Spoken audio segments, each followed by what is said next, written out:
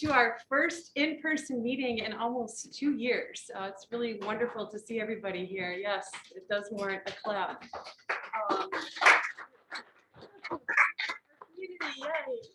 And welcome to all of our folks viewing by Facebook as well. It was important, we felt, to be able to make this meeting accessible to our community at large. So we say hello to everybody who's streaming there as well as on YouTube.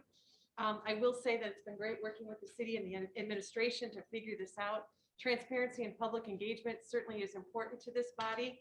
And we, in fact, are leading the way, right, City Manager Seisland?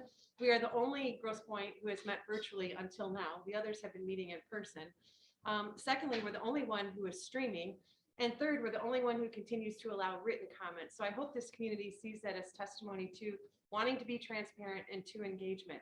And in the future, we will be bringing forward the technology solutions that will allow us to even be more engaging with the community. We just couldn't do that in the few days that we had between the orders that came out or the directives that came out and tonight, but know that we are committed to that. And again, welcome all. Thank you to the administration for making this happen. And with that, clerk, could you please call the roll? Yes, Councilmember Brenner.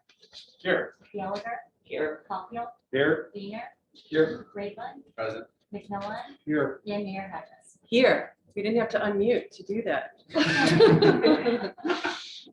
If we could do the pledge, allegiance to the flag, please. Pledge allegiance to the flag of the United States of America and to the republic for which it stands, one nation, under God, indivisible, with liberty and justice for all. Moving on into the agenda, the next item is approval of the consent agenda. A motion would be in order. Motion to approve. Moved by Wiener, is there a second? Seconded. Second by Gallagher, any discussion? All in favor? Aye. Actually, we should call the roll, correct? I'm used to my other meetings that I chair. So please, clerk, call the roll. Councilmember Brenner. Yes. Gallagher. Yes. Caulfield. Yes. Wiener. Yes. Raymond. Yes. McMillan. Yes. And Mayor Hodges. Yes. Thank you. The motion has carried. Our consent agenda has been approved, which included the December 6th special meeting minutes, as well as the December 13th meeting minutes and the finance report. We now move into public comment, which is a very important part of the meeting. This body is committed to being engaged with its community, and every voice matters. We are in partnership with our community. It's my job to maintain civility and dignity throughout this process as well. So you can expect me to be doing that. But please know that every voice is valued. We just ask that folks be act in a civil and professional manner. So with that, I will turn it over to, are you going to be leading it, Mr. Seisman? Yeah, so thank you, Mayor Hodges. I do have several written public comments before we go into the audience public, for public comments. So with that said, I'll go ahead and get started. This public comment comes from Melissa DeCenzo. I was appalled to hear that the city administration has been wasting time developing a new city logo. At first, I thought it was a joke, and it really is a joke in the sense that someone actually thought a new logo should be a priority. Quite frankly, it's infuriating that water mains have been breaking daily. Our basements flood with sewage every few years, and we have no plan to fix our crumbling marina. We all heard about during the recent election was that certain council members were preventing the administration from doing the crucial, important work that needed to be done. Well, thank God those pesky old council members are gone, so the administration can now focus on the important things like creating a new city logo that absolutely nobody asked for. The next time a major storm is heading our way, I'll be sure to print 500 copies of the new logo so my husband can shove them down our basement floor drains with the hope that they might prevent sewage from backing into our basement. Maybe then the new logo will actually be useful and worth all the time the administration put into it. If people actually think that this administration knows how to prioritize solving actual problems face our community, instead of wasting time and resources on branding, well, the joke is on them. This comment comes from Eve Pidgeon.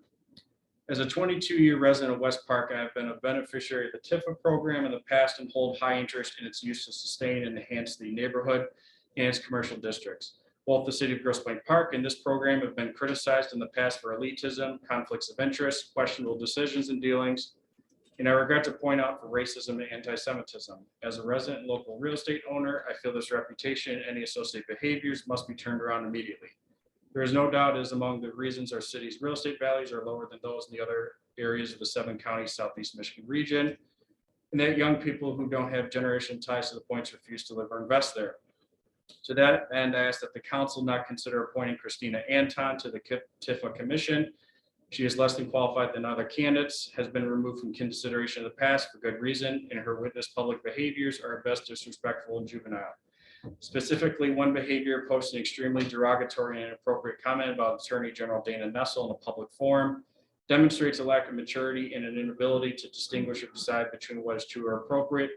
It also conveys clearly Anton's own anti-Semitism. Please select an appointee with stronger acumen and greater credibility, values that include inclusion, respect, and integrity.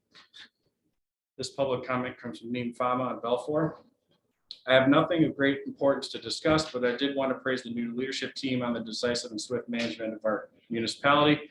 Keep the momentum going. Speaking of noise, I would like to thank Mayor Hodges for nominations to the committee, specifically new additions to the TIFA and the DDA. Lastly, I wanted to briefly touch on the code of conduct and ethics ordinance by asking for clarification on sanction and enforcement process as it relates to which approaches aspirational or accountable will be utilized. Keep in mind that the confidence of the community and our leadership team must be protected and kept intact. This public comment comes from Susan Dundon of Harvard. I'm ready to express my disappointment in the nomination of Jamie Ray Turnbull to the Downtown Development Authority Commission, primarily on the grounds that there is a clear conflict of interest posed by her role as the executive director of the Scott Center. The DDA has had decision-making authority over key aspects of the development of the project in the past. If the project comes to fruition, as it appears on track to be, it is sure to have significant business before the DDA into the foreseeable future, which will require her recusal on any number of potential matters to be decided by the DDA. I urge this council to reject this nomination, consider more impartial, better qualified candidates for this important vacancy. This public comment comes from Mr. Brian Vosberg. It is very disappointing that the mayor has chosen not to allow public comment to live via Zoom. Wayne County has recommended all communities continue to allow this option for public meetings, and many local governments, including the city of Detroit, are doing this. The mayor's recommendation to appoint Jamie Ray Turnbull to the DDA is egregiously filled with conflicts of interest and ethical problems. The recommendation to appoint Christina Anton to the TIFA is very troubling given her statements on social media. I urge all council members to vote no for those appointments. The city council calendar includes approval of the dates for DDA TIFA planning. Per state law and the bylaws of the commission's authorities, only their boards are authorized to set meeting dates. We elect council members to represent us, not the mayor or city manager. The changes to the rules only allowing the mayor or manager to add items to council's agenda undemocratically limits the power of each council member. Not allowing elected council members to address authorities, commissions, boards, particularly limits that will not come to council. Similarly, limits the power of council members. Limiting the ability of council members to communicate on social media goes against the very purpose of representative government and is likely unconstitutional. Requiring those addressing council to state their city residence is a violation of the OMA and OMA guidance. This comment comes from Betsy Fortuna on Grayton. I strongly oppose the appointment of Jamie Ray Turnbull to the DDA commission. Surely there were other better qualified candidates. Jamie Ray is the director of the Scott Center, which will rely on approvals and votes from the DDA as an obvious conflict of interest. Additionally, Ms. Turnbull is on the board of Greater GP, which did not disclose its funding sources while endorsing certain candidates in the recent election. I've heard a lot of talk about division from this council. This appointment will create much division in this community. This comment comes from Charles Fortuna on Grayton. I'm ready to oppose the appointment of Jamie Ray Turnbull to the DDA as executive director of the Scott Center. This is an obvious conflict of interest. This comment comes from Janie Sladen on Beaconsfield. As a longtime resident of the park, I'm writing to protest the appointment of Christina Anton to TIFA. Her uncensored postings publicly displayed on Facebook are disrespectful and could be seen as anti-Semitic as well. Her statements are at best indicators of questionable judgment, of behavior that does not inspire confidence as city official. It is my understanding that Mayor Denner withdrew his support from her last year when he learned of her inappropriate Facebook postings. I question why Ms. Anton is finding renewed support at this time. Think it is coming from a new administration does not alter the facts of her behavior. I respectfully ask you to withdraw Ms. Anton from consideration for appointment to a city position. There are other highly qualified candidates for this position. DDA, appointing Jamie Ray Turnbull as a DDA board member, given her position as interim director and fundraiser for the Scott Center, would create a long-term unacceptable conflict of interest, even taking the ability to recuse herself from certain specific decisions into account. The ongoing relationships of her roles and interactions with the business of the DDA board will certainly present opportunities for conflict. There are other highly qualified candidates for this position. This comment comes from Steve Wildern. Regarding board appointments, while Jamie Ray Turnbull's history as a resident and employee in Grosse Pointe Park may make her the right person to represent the Scott Center, Her position there presents a clear conflict of interest as a potential DDA board member. The past, current, and future business considerations between the DDA and the Scott Center disqualify Ms. Turnbull from her position on this board. Please consider revisiting DDA applications we have on file. Apart from these concerns, I wish Ms. Turnbull and the Scott Center all success. Regarding the proposed council code of conduct, I'm concerned that the specific rules in the code of conduct believe the vision articulated in the statement of purpose, to wit, public officials be independent, impartial, and fair in their deliberations and actions, and public deliberations and processes be conducted openly. Due to the limit on words allowed in public comment, it's difficult to go into detail here, but the social media policy prohibiting debate, while not defining debate, will tend to chill public engagement by council. Regarding city council relations with staff officials, items 1 and 2 require the council members to pass their inquiries about city business through the city manager, who will act as gatekeeper on whether the issue is ever shared with the public. This does not bode well for the prospect that public deliberations processes be conducted openly. Thank you for the opportunity. This comment comes from Ann Kraft, Grosse Pointe Park. There is a proposed change to the city council code of conduct that prohibits council members from engaging in debate with members of the public on social media. Did the city attorney sign off on that? Because that's a clear violation of the First Amendment to the US Constitution. And I'm surprised that such a blatantly unconstitutional proposal would have actually made it onto a meeting agenda with his approval. We live in a representative democracy, and it's important that our elected representatives are able to engage with their constituents. Social media exchanges aren't always pretty, but neither is democracy. Mayor Hodges, things can't be kumbaya all the time. Trying to promote harmony is an admirable goal, but muzzling people and trying to dictate what they can or cannot say in their free time is not the way to do it. Also, I'd like to see a return to Zoom for council meetings. Why is the city wasting so much time on creating logos when we have more pressing problems? This comment comes from Greg Donnelly. The decision not to allow the public to comment live via Zoom is against the guidance of Wayne County. Why wouldn't our council administration want to maintain every possible outlet for public participation? Regarding the mayor's appointments to boards and commissions, I see multiple conflicts, but one seems more relevant. Jamie Ray Turnbull has a well-documented leadership role with the proposed Scott Center located in the DDA that she'd be appointed to. This project is riddled with controversy, and this appointment would put her in an inappropriate position. And finally, it's clear the revisions to the code of conduct for council would quiet dissenting voices and limit the ability of council members to fulfill their duties as elected representatives. Page 6 makes it much harder in the discretion of the mayor and manager for council members to add items to the agenda. This is wrong and undemocratic. Or for the ability to put important issues on the agenda of a public meeting, why even elect city council members? Page 9 prohibits council members from debating with the public on social media. This violates their First Amendment rights. Page 12 cautions council members from making public comments during meetings of city commissions and committees, another violation of the First Amendment. You were elected to represent the residents of Grosse Pointe Park and not to have your voices go unheard. This public comment comes from Kim Berger on Grosse Pointe Park.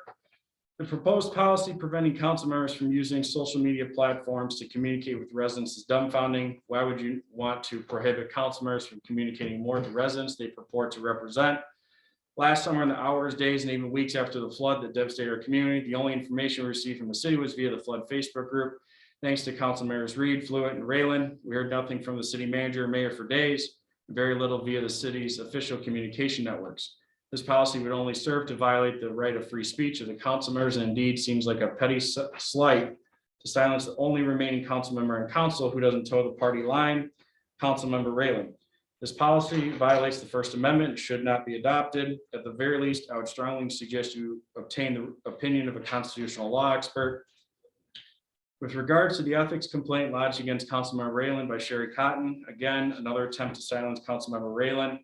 This is for a comment posted by Raylan on his private Facebook page. He has the right to free speech in his personal capacity, which cannot and should not be restricted or censored by the ethics board. I find it ironic that Ms. Cotton takes offense to his comment, given the comments published by her son about Raylan in his newspaper. Section 2.4 of the code states the code of ethics is intended to be preventive and not punitive. It should not be construed to interfere with or abrogate in any way the provisions of a federal or state statutes. Finding that Councilmember Raylan violated the ethics provision would indeed abrogate his right to free speech as a private citizen under the First Amendment. It would also be punitive and not preventive. Mayor Hodges, those are all the written public comments. Thank you, City Manager Seisland. Take a breath. We will move to public comment in person. Are there any that would like to be heard this evening as part of public comment? If so, please raise your hand. You'll have 3 minutes. You can approach the body or stand up where you're at, and we'll look forward to hearing what you have to say. Yes, Mr. Crane. Do I stand or how do we do this? Sure, Am I yes. live on Facebook? And Mr. Crane, I'll raise my hand when you're at 30 seconds, okay? Sounds like home. Okay. I'm C.H. Crane. I'm 57 years old, 7. Born and raised in Grosse Pointe, 20 years here in the park. I have 4 children, 2 dogs, who are all for sale, by the way. I have 1 wife who is not.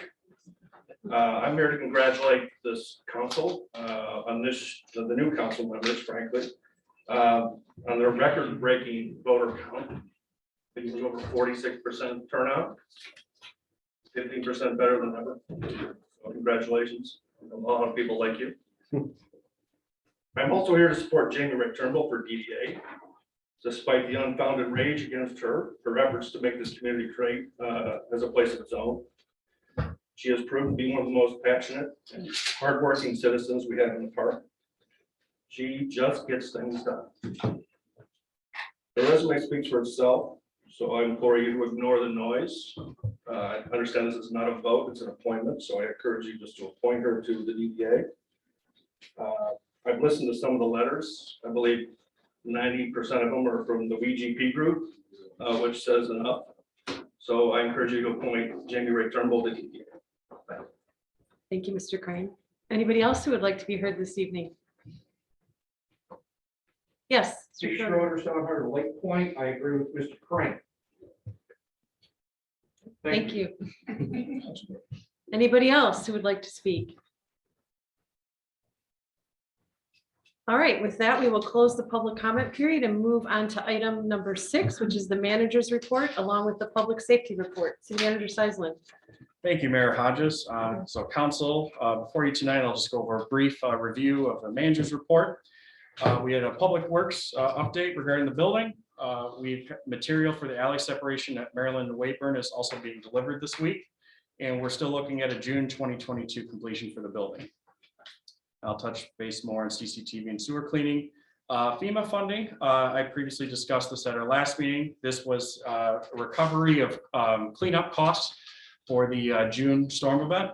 Right now, we've met with FEMA representatives, have 60 days to work with FEMA for review of their line items and support any supplemental information that's been requested. Great Lakes Water Authority East Side meetings. Grosse Pointe Park continues to meet with GLWA, the other points, Harper Woods, Wayne County, City of Detroit, and South Macomb Sanitary.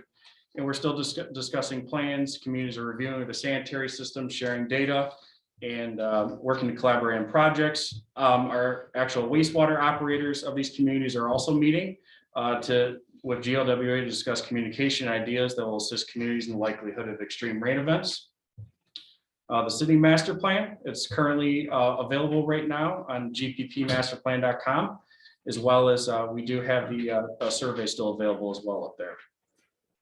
Lead service lines discussion, myself, DPW, and OHM advisors have ongoing meetings looking at this year, proposing to council in a future meeting using the second half of our American Rescue Plan dollars, approximately about $500,000 for replacement of lead service lines to residents' homes. We're waiting further funding guidelines also from the federal government regarding the latest infrastructure bill with a component focus on the lead service lines. Great Lakes and St. Lawrence Cities Initiative. This is something that myself and Mayor Pro Tem Caulfield attended, meeting with several communities along our shoreline, including City of Detroit, all the way down to Flat Rock and up to Port Huron, looking at any ways that we can work on infrastructure projects. So I'm currently working right now with the City of Detroit, JEI, see if there's opportunities that we can collaborate together. And so that's also in development. Budget preparation, Jane Blayhut and I are working with department heads to review their city budgets for the upcoming fiscal year, developing their capital improvement plans for review and discussion. And then at a future meeting about in April and May, we'll have a budget workshop together. Small cells installation. I want to say this is back in probably October. Council approved of installations of small cells along Windmill Point for AT&T for improved cellular coverage south of Jefferson. It came to the city's attention. Fuse boxes were installed as separate units, not approved by the city council. It creates an eyesore along the right of way for residents. After discussion with the contractors by our building department, these installations will be located to the poles as approved.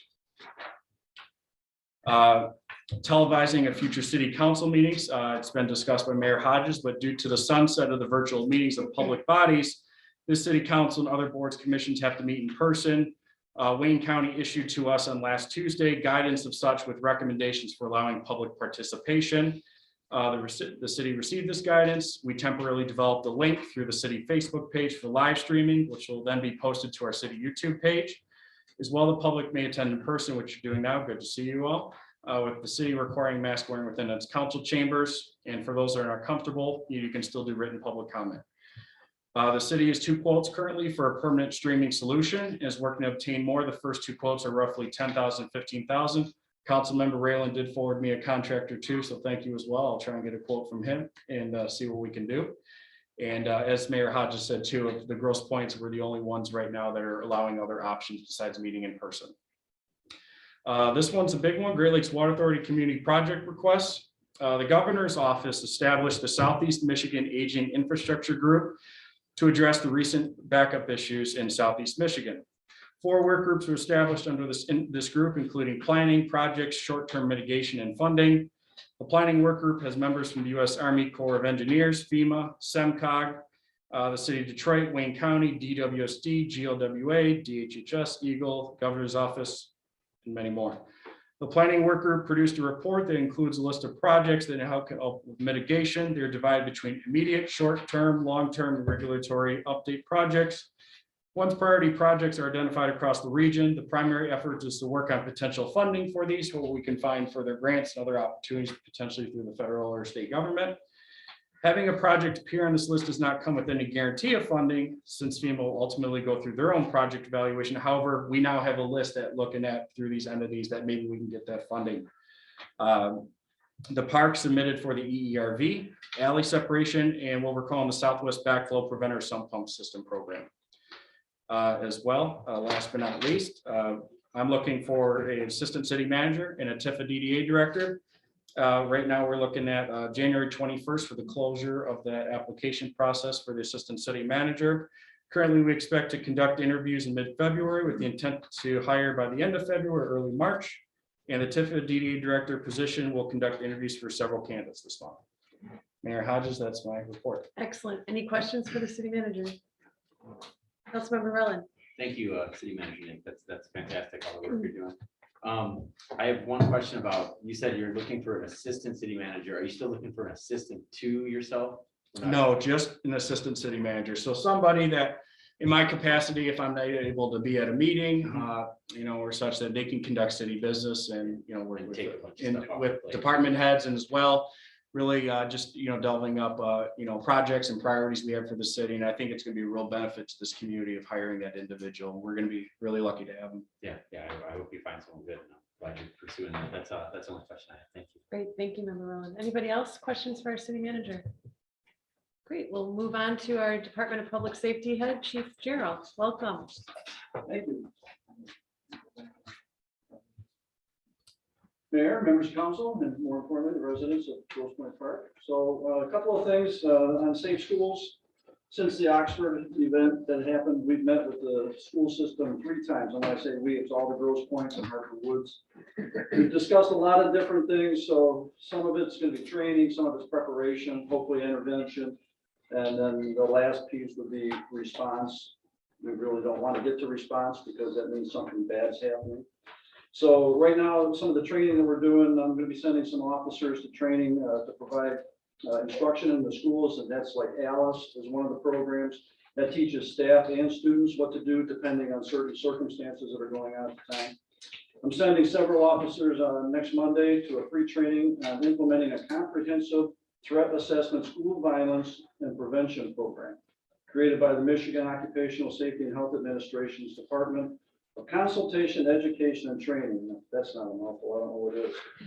And that touches on the following points: lessons learned from past shootings, behavioral warnings, signs of potentially violent students or individuals, components of a comprehensive school violence prevention system, and then managing threats, a school threat assessment team. We will be working closely with the security firm that's been hired by the school district to do an assessment that will include training for school staff and more. They're doing a total assessment of all the security features of all the buildings. And we're going to be getting some vestibule improvements at Pierce Middle School, and I have a meeting next week on that. We have trained and will continue to train all your public safety departments on active shooter training response. And again, let's hope that training is never needed. In all of these meetings, it always circles back to school resource officers.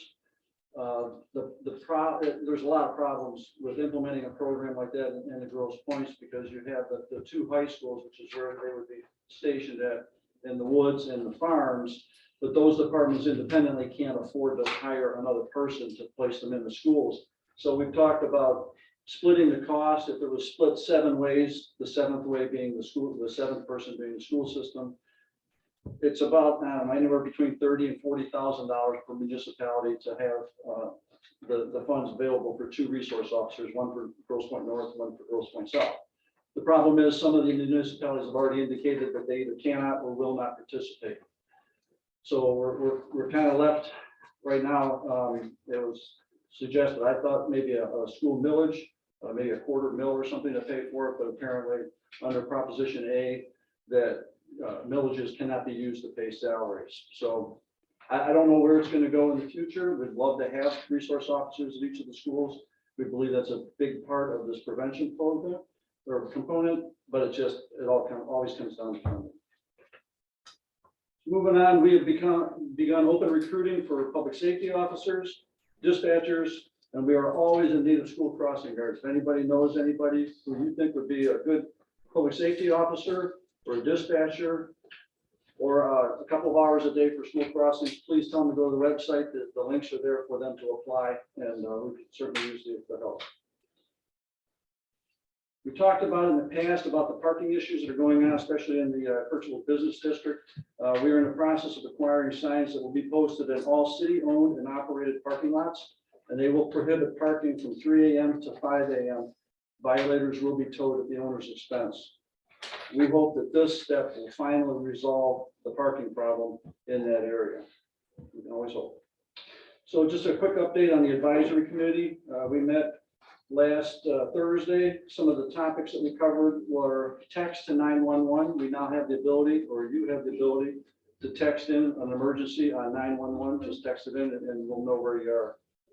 Smart 911. This is something that requires you to sign up for it.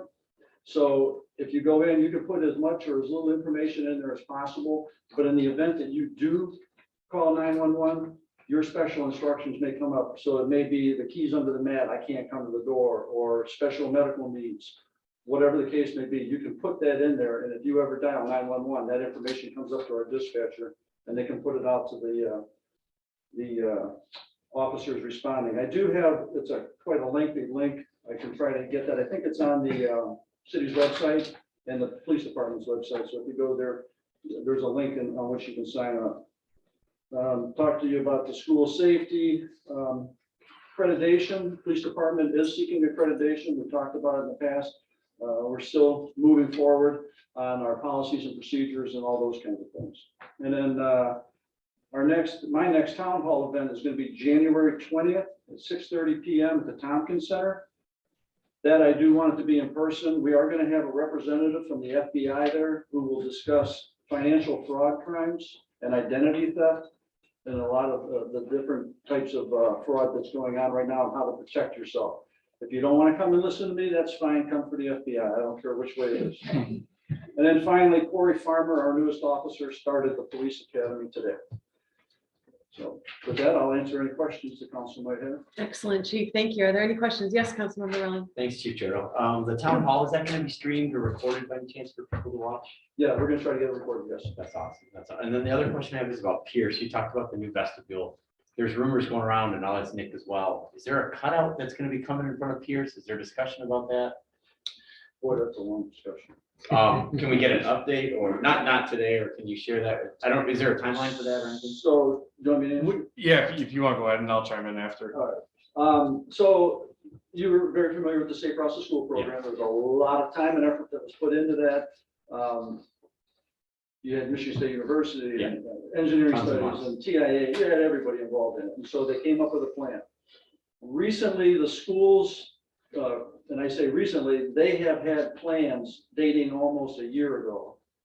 But they sprung it on us recently that they want to pretty much change a lot of the things that came out of that in front of the school. So one of the things that they're talking about is removing the mid-block crossing between the two schools and then putting a light in at one of the corners. I believe it was Somerset? Somerset, okay. Nottingham. Wait, Nottingham. Nottingham. Yeah. And so they wanted to move the traffic light down to that corner. We are vehemently opposed to this idea. They wanted to put a circular drive in front of one of the schools. Front of Pierce. On Piers, okay, and on the north side, yeah. And Oh. so That's deferred then. it's deferred. Okay. It's on the north side of Purchasable. So they wanted to put a circular drive in there that would accommodate 5 or 6 cars or something. I'm not sure what that would accomplish, but we are opposed to that because from a public safety standpoint, if you take away the mid-block crossing, you're asking that kids are going to honor walking all the way down to the corner, crossing, and then coming all the way back to go to their school, maybe to pick up a sibling, whatever the case may be. We believe it's going to create an unsafe situation where kids are going to just be crossing anywhere they want across that street because they're not going to walk down there. That's our position. Nick, if you wanted to add anything to that. Yeah, and as you stated, it was something that was brought up to us, and we certainly had some opposition to the idea, and talked with Mr. Dean, and that we would be talking further, and just to keep us up to date on these developments. Okay, so it sounds like you guys have recommendations that we all agree with. If there's any way we can support you on that, obviously, let us know for that. Yeah, thank you. It was just 2 different parents and a teacher asked me during last year's conferences at Pierce. So, thank you. Any other questions for the chief? Yes, Councilwoman Gallagher. Thank you. Could you please repeat the time for your town hall meeting on the 20th, time to start? 6:30. Thank you. I hope it could be done by 8. The FBI said that their presentation, question and answers will be about 40 minutes or so. Okay, And then thank get to you. listen to me for 45. Thank you very much, Chief. Appreciate all your leadership and your efforts. Thank you. Moving along into committee and commission reports. I believe we have one this evening, City Manager Sison, the Planning Commission. Yes, so thank you, Mayor Hodges. So at our December 16th Planning Commission meeting, the Planning Commission met. We set the meeting dates for 2022. We had a training session held by McKenna for a special land use review before we had that discussion as a body. We had a public hearing for the proposed Weyburn development, which would be condos at the end of 1400 block of Weyburn, which would be about a 4-unit. After discussion by the commission and questions that were asked and raised, it was decided that we should probably table this matter to have further discussion with the consultant and the developer as well for future opportunity to come back to the Planning Commission. And then last but not least, we discussed the master plan and dividing into 3 subgroups for the committee, for the Planning Commission. And dividing, because we had so many public comments that were brought to the community and through the survey, that we we're going to take 30 in each group, and they'd be by infrastructure, schools, parks, and just kind of divide into that. That was my committee. Great, thank you very much. You can keep the mic. We'll move into unfinished business and move on to the OHM sewer update. Yes, thank you. So I will be speaking. I'm certainly not an engineer. Mr. Droz is having a lovely evening with his wife for her birthday tonight. So just to touch on a couple things, sewer televising and manhole condition assessment, which is by Pipe Tech. That's the CCTV deal that was done by the City Council. The current work efforts are primarily located in the northwest quadrant of the city between Mac and Kirchhoff. This week, work is occurring between Nottingham and Devonshire. And if you look on the city website as well, we do have quite an extensive discussion regarding the work area maps that have been done and weekly progress reports for the public to view. Summary of the work and findings to date, we've done about 14.5% of all the sewer planning for inspection, and we've done about 45% of all manholes throughout Grosse Pointe Park. And then I'll touch a little bit on several concerns that we took a look at. We have some root growth likely attributed to mature trees located in close proximity to the sewer. These were observed in certain sections of the city, especially between Belfour and Bedford. And these are typically constructed as two parallel sanitary sewers situated near the east and west right of way. And we're going to have to look at in the future about a root cleaning and lining program that would identify segments with significant root growth. This is something as well that I expect potentially Councilmember Rayland, the beautification group will work on is, how do we manage moving forward these large trees that have significant root growth that can go into our infrastructure and for maintaining those and obviously planting more trees. So we'll work on that with Brian. We'll work on that with Brian. So coordination with agencies, GLWA, we met on December 13th. At the meeting, the Fox Creek enclosure were described in detail along with a summary of its general conditions. Should be noted the Fox Creek enclosure does not connect directly to the DRI, nor does the city contribute to flow. It was noted by the GLWA consultant that the Fox Creek interceptor was last modeled by Wayne County in 1983, which reviewed a 5-year storm. And I touched earlier on the Southeast Michigan Aging Infrastructure Group, which was a submission of several potential projects for the city. Downspout disconnection, DPW and OHM are planning to work on the residential downspout program in March of 22, so in about 2 months. A postcard and sign up genius have been set up in anticipation of this work, and a mailing is planned for early 2022. Model development right now for the EERV. OHM created an existing condition hydraulic sanitary sewer model as an alternative for the EERV. Model is a skeleton model, and as meter data is collected and analyzed, OHM has created a running, dry, and wet weather existing sanitary sewer model and is actively calibrating this with flow monitoring data. Future grant opportunities, we have submitted, or we are going to submit for the BRIC grant. We did have a discussion with FEMA representatives regarding our application, and they've asked for some supplemental information, so we'll be doing so as well. In communication outreach moving forward, we're still going to work towards possibly a sewer system advisory council with certain city residents that be interested in working with city officials regarding how we're going to explore our level of service moving forward. And a community survey, a draft survey has been prepared, and I'm going to be in review of this soon. Look ahead, we're going to continue televising cleaning work within the city. Perform a walkthrough of the Upper Jefferson Interceptor sewer to identify flow diversion, issue flyers for a downspout disconnection field effort, and submit that BRIC grant for the EERV. And so that is my update from OHM. Thank you, Mr. Droz. You did a very nice job. Any questions for our city manager? Councilmember Wiener, do you have anything to add? I know you've been actively engaged as part of this as well. I've had side conversations with Patrick Droz and OHM on this. I mean, the scoping has been good in that we've seen some more sediment, the root penetrations, but the fact is these are opportunities for us because by scoping it, we realize that, for example, we can expand barrel capacity now that we address that sediment.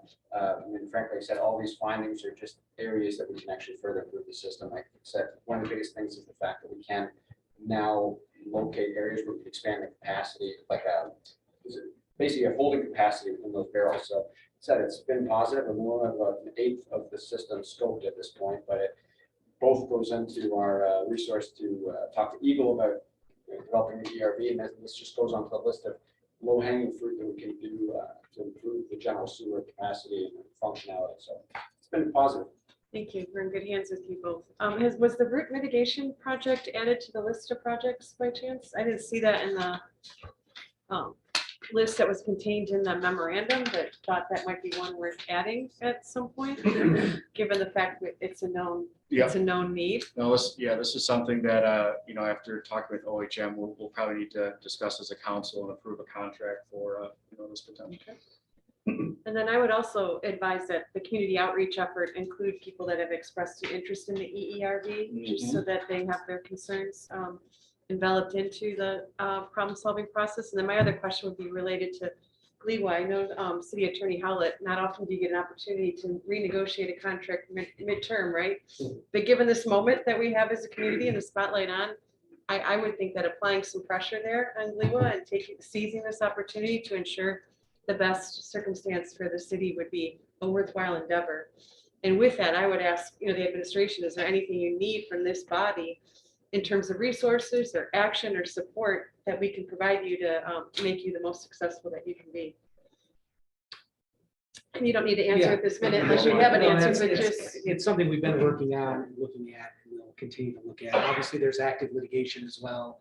And so we're developing a lot of information, facts, and a better understanding of the situation as that process advances. Did I say hand? Yes, Councilwoman Gallagher. Thank you. So I did have some questions regarding the line between, where's the line defined between cleaning services that we have now and the root growth issues that we see? How do we define that? So, How is it defined, rather? so as of right now, Pipe Tech is, running their cameras through our sewer system, and they're investigating all those, and they're also cleaning out matter that's been there, so that could be sewage, dirt and everything in there. And then this program that they're introducing would be for getting rid of all the roots and cutting in the barrel. So right now, we're simply just getting rid of matter. that's What's inside? Correct. And the root growth is what's outside? that It's could what's potentially outside. So if penetrate you look through? at, yeah, so if you, it's not in this picture, but you could see potential where maybe there's some roots, or if you have your sewer pipe cleaned, oftentimes, sometimes contractors will actually show you what it looks like, and you'll see some root growth in there. So that would be the intent with what they're suggesting, is we clean out all those roots as well. I see. And then what is the piece about the lining? So this is an internal lining, I'm It'd be an assuming. internal lining, so actually something that, is also done with certain water mains is, I forget, Max might actually know, it's like it's So like a like a pipe chemical breaking or process, so something? they It introduce a builds up over chemical, time? and it builds a resin kind of in the inside, so it helps, for a number of years as Isn't this well. something we do normally? Or This isn't, for a cup, have done? Okay. not to recent knowledge, not to Okay. my knowledge, but I believe it probably has been done in the past, but not since I've been here. Okay. If I can, one of the big things right now is basically taking an inventory of where the issues are, because not only addressing the roots, but you're also reinforcing the pipe. So one of the big things that we're trying to do now is we want to, kill multiple birds with one stone. Because if you're gonna go in and deal with root mitigation and you're reinforcing, you can also deal with cracks. Again, this is one of those, we want to actually, if we're gonna go into the ground to deal with pipes, we want to manage multiple things at once. I mean, this is gonna be a further discussion down the road with the water main, with the lead line mitigation. We don't want to, just like we all have to deal with DTE, we don't want to dig up once just to turn around to dig up again. So we're going to try to piggyback as many things as possible. So that's why right now it's really a function of inventorying where the issues are. And they're able to see the outside, obviously, as they're looking on the inside with the cameras. They'll be able to Max's point, they'll be able to determine what's around the pipe on the outside at the same time they're looking on the inside. I wish I had Patrick with me on that one, but I would. We have Yeah. 48 miles of pipe. We have a lot of pipe. And so there's, it varies by section. Unfortunately, one of the things we're finding out, this is it's a spider web. I guess it's only seeing it if it's coming in or potentially making a break in the lining. Okay. Yeah, and so if we're able, obviously, if we see a crack on the inside of there, then we know that, it started from the outside, and the term I was looking for is pipe bursting. Gotcha. Okay. I had another question. Yeah. Okay, sorry. I see here that we have submitted, OHM has submitted on behalf of the city, for the Southeast Michigan Aging Infrastructure Group for these grants. And they have said they submitted the EERB as part of that, as a model for that. Do we have firm quotes for that EERB that we're submitting as part of that We're grant? still in the process of engineering it. There's still not a completely finalized design yet. It's the- That's, again, in the works right now. Okay, and then this second project that is part of that grant that you talk about for backwater valves and some pump systems, is that for residential support? That would be for residential support, so that's a potential opportunity. Okay, and then I guess this, I'm assuming that we're working in tandem at this point still. I'm gonna press hard on this. I keep asking the same question. about permitting for the EERB. I'm assuming we're working in tandem. Have we submitted applications for permitting? We're working very hard with Eagle. The discussion with Eagle, it's something that they do want to work with us, but as well, certainly they want to make sure that they're asking of the city, so much information and documentation. Recently, meeting with Eagle, they did request that we looked at the former Fox Creek outfall, which we used to be able to discharge out into in Fox Creek. That was actually closed due to a lawsuit in 1997. So we did a report from OHM advisors saying that that seal is still at this time. So there's nothing going out. And we have further discussions with them, that we would like to get this permit. We did meet with Eagle about, I'd say, month and a half ago, and we did have one of their permit representatives with us, which was a good step moving forward. We've had several discussions with them before where it's just several representatives without the permit regulator over at Eagle. And so we keep pushing hard that this is something that this body and this residents are really in interest of. And then I also heard Mayor Hodges, thank you, Manager Seidlin. I also heard Mayor Hodges, you had made a comment about legal, and I have drafted a question regarding us reviewing the contract with Gliwa, if we have reviewed it, and have we have any understanding if they were in breach of contract during the June event or July event, and that we could potentially use as Right. breach. Yep, I'm with you. And we are looking at that. We have reviewed the contract.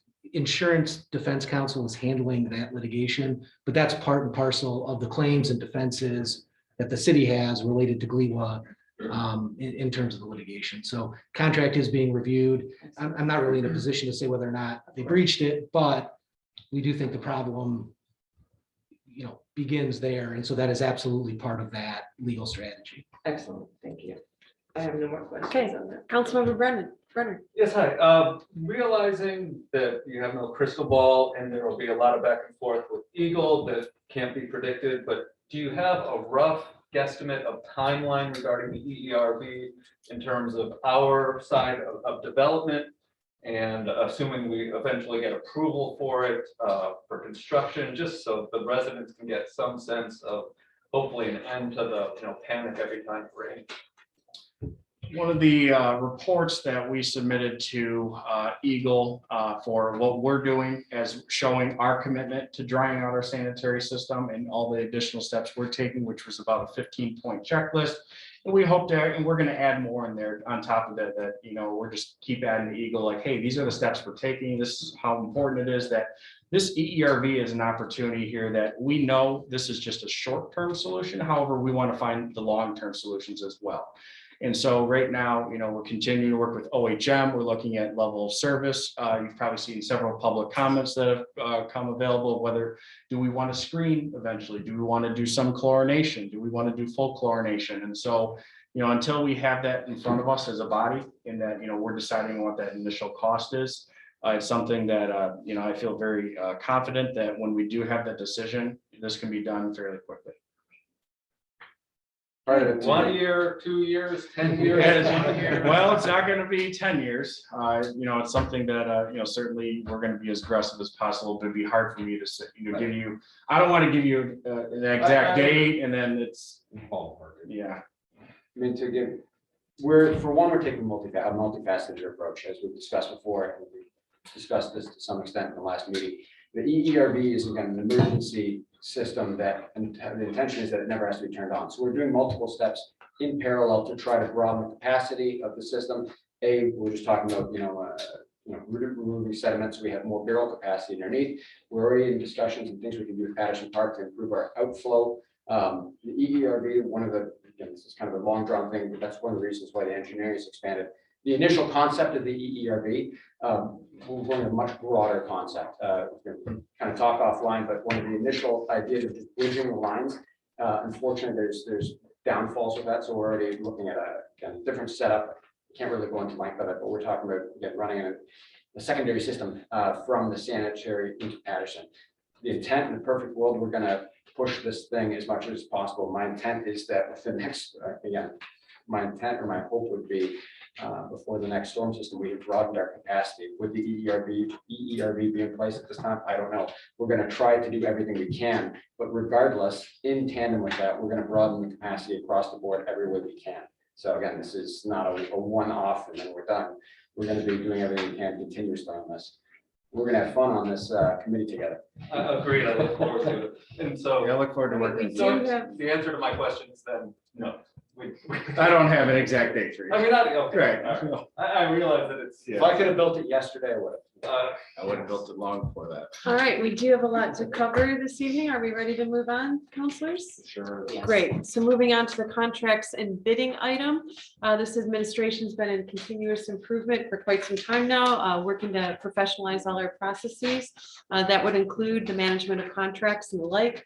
Per direction at recent meetings, we have discussed taking a deeper look at some of those contracts. And I know you've been working in tandem with Mayor Pro Tem Caulfield, City Manager Seisland. So I will turn it over to you to take the discussion from here. Okay, thank you. So I'll touch a little bit and then Mayor Pro Tem Caulfield as well. So as requested by council, this was a subject of recent discussion, review of our contractual obligations with service providers and other parties. This prompted a continuation of exercise aimed at achieving a best practice standard for contract management. To that end, the city council intend to bid multiple contracts over the coming months, including planning services, towing company, and liability insurance. As we continue our review of more services and vendors, this will be considered for bidding purposes and brought to council for your attention. And I'd really like to thank our city staff, Clerk Blayhut, and the other department heads for working together with us to review all of their contracts and vendors as well for other bidding opportunities. And so I look forward to bringing this further to the body as we move along. So, Anything to add? Mayor Mayor Pro Pro Tem? Tem? Yeah, just really quick, we do have a process in place right now with any new contract that comes forward to this city that the attorney is in review. So, and that has been in place for quite a while. Mhm. All the department heads that I met with, including the administration, reviewed every one of their contracts underneath the department head. It's kind of a kill two birds with one stone because it's beginning a budgeting process as well.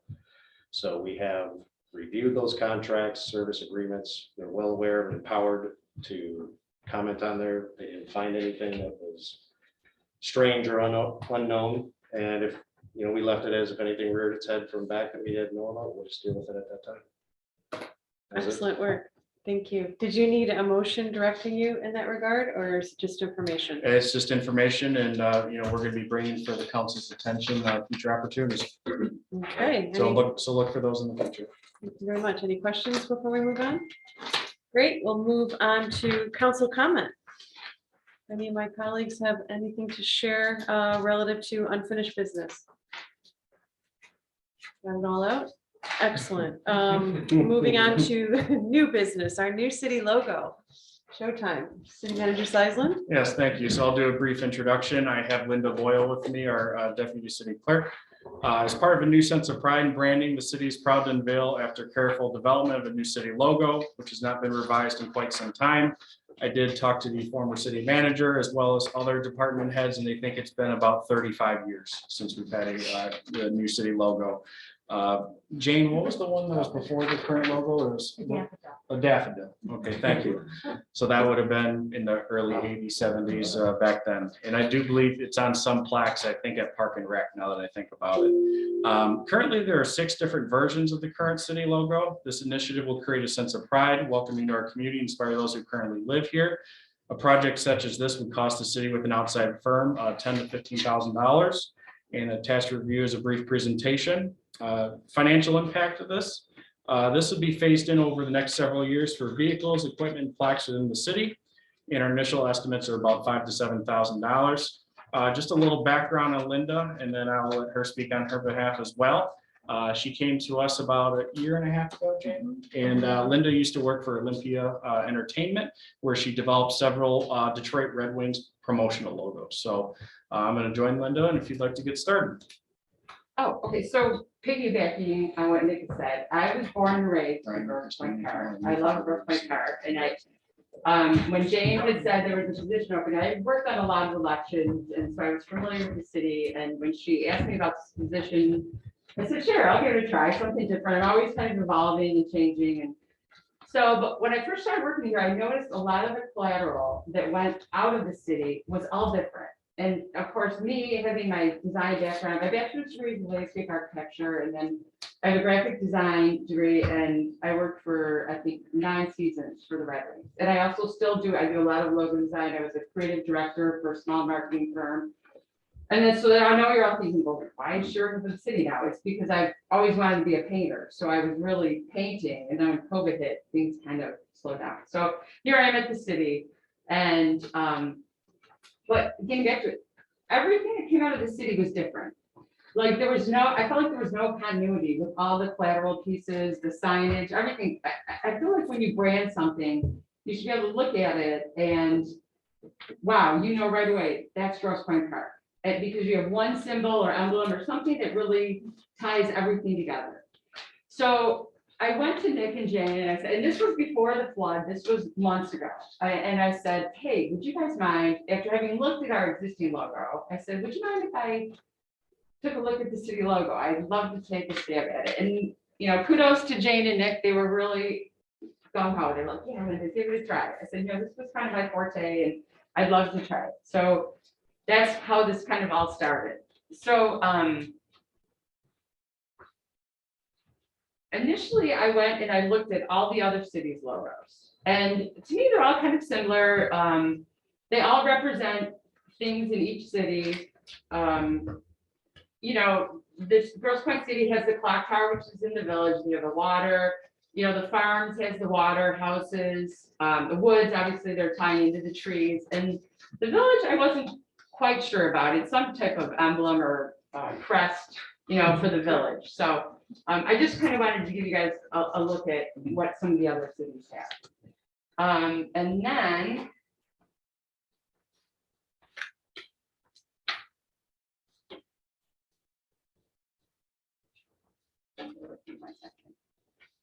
here we go. Okay, so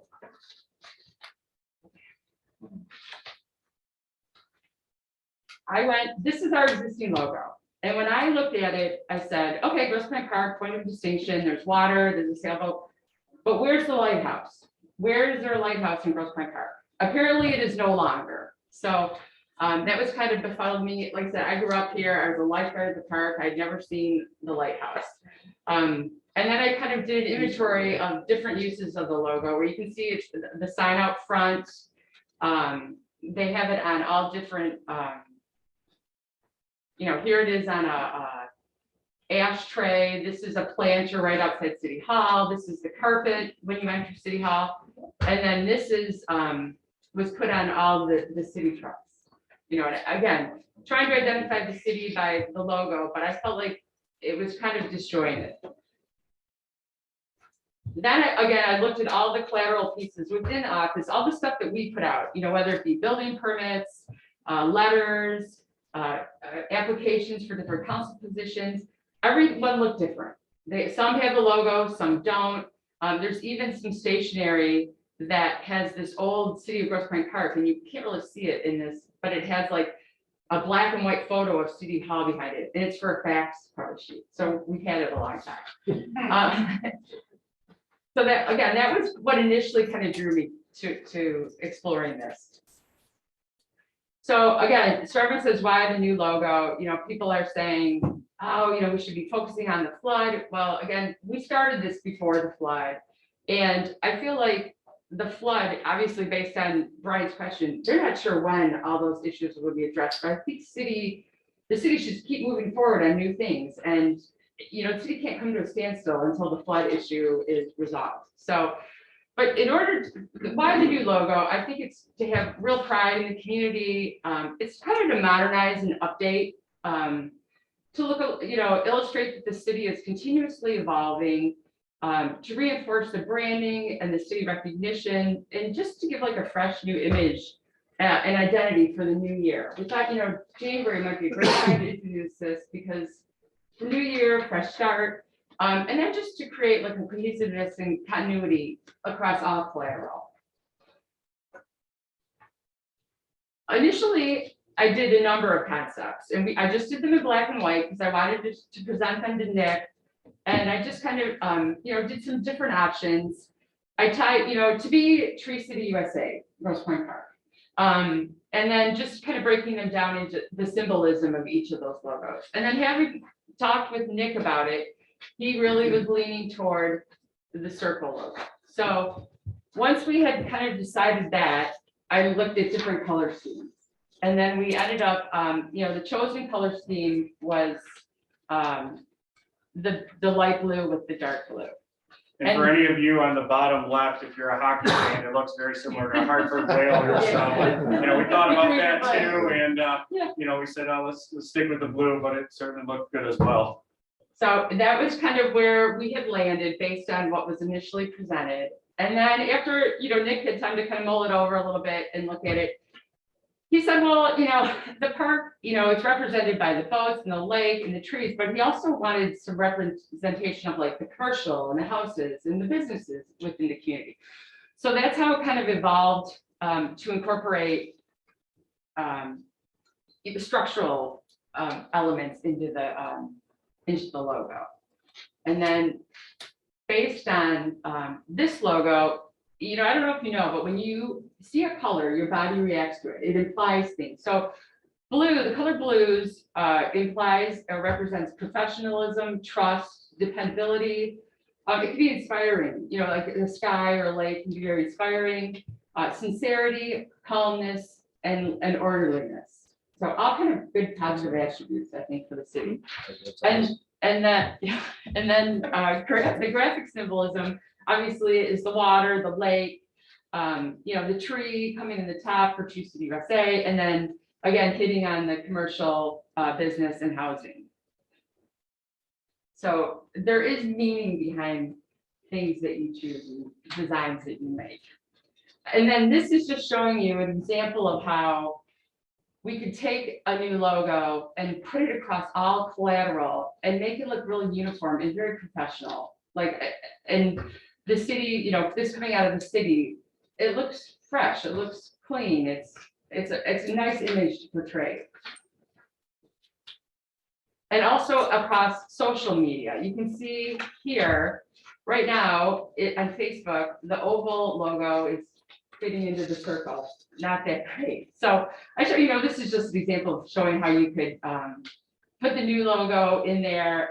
There's other places where the logo is seen on social media that could be replaced.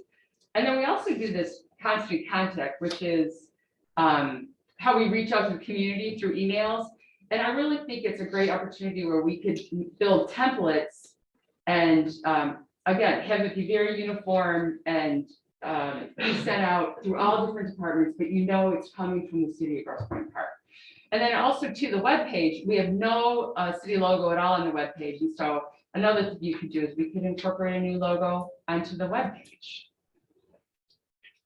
And social media fixes are really easy. Like those are quick, they don't cost anything. They're really a nice thing to do. And then so what then we also did was Nick and I were talking about how, okay, well, let's show how this could be incorporated throughout the city. This right here is the Liaison Center, which, it'd be nice. Nowhere does it say Grosse Pointe Park when you walk into the Liaison Center. A lot of other cities you walk in and you're in that city. And so we were just kind of showing some, some little mock-ups of how the logo could be applied differently. This is downstairs in City Hall. They could be metal, they could be wood. And then this is right here in this chamber right here, which is against this wall or possibly that wall. Again, you come in and you're in Grosse Pointe. It can be metal. I mean, you can make it really slick. It can be really fresh and modern. Here it would be on the trucks, and it's hard to see on this, but underneath here, like this says Public Works. So and the Parks and Recs trucks would say Parks and Rec, or whatever truck is being used for, it would be labeled such. Here's an example of it on one of the trash cans down Kirchville. This could be, even on the judges right behind Michelle, and then also the sign up front, which I think is, the signage is a whole nother issue, I think, in Grosse Pointe Park, but it's just different ways to show how a new logo could really be incorporated throughout the city. And also these were logos I had done earlier on too for the social district, which is an area on between Charlotte and Kirchville and Nottingham and Alter. And again, I think you have other programs or events within the city, but you can still tie it into the city of Grosse Pointe Park. And you'll see where like kind of the pink circles are. That's like taking the city's emblem or logo and incorporated it into other city events that maybe want their own special logo for each event. Like I know the Chili Fest is coming up. I think they're gonna want some stuff for that. So I think, again, it's just a way of creating continuity and making the city really look like sharp and modern, you know, coming into the new millennium. And lastly, Nick had mentioned, well, you know, maybe we should get the community involved in the logo. And I think design work is tough to get community involvement, but another avenue we thought though is right now the taglines are point of distinction and a place to raise a family. So we thought that, you know, maybe the people in the community could come up with new lines that reflect the communities that they live in.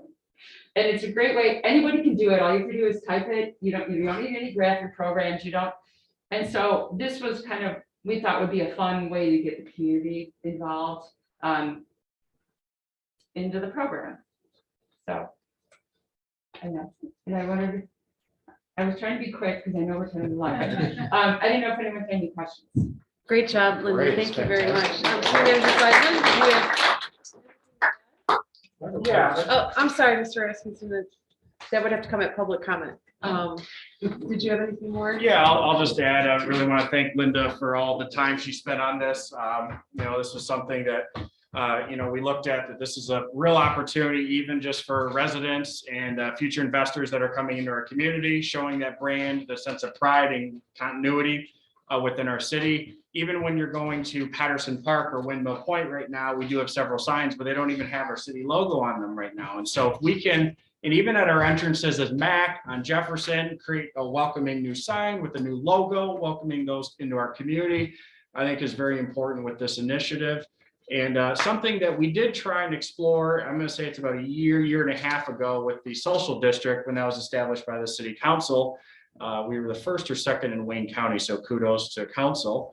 And we were looking at, okay, let's create a brand for the social district. And we did have a contest. However, you know, looking back at some of the submissions that we'd asked the community for, you know, we were looking at that maybe we needed to get some outside help for this. And then, you know, lo and behold, then Linda comes working for us. And so this is something that as we're moving forward, this will be potentially a further discussion of a social district branding, maybe even something, you know, at the other level, maybe Grosse Pointe Park Foundation with like a new logo, you know, something as well. So I think, you know, what's going to be really important for this is that, you know, it's a sense of pride, it's a sense of community. And I just, you know, I'm looking forward that if you allow us to continue with this tonight, this will be something that we'll go ahead and implement for the several years to come. So And the be happy to action you answer- seek tonight would be approval of the logo.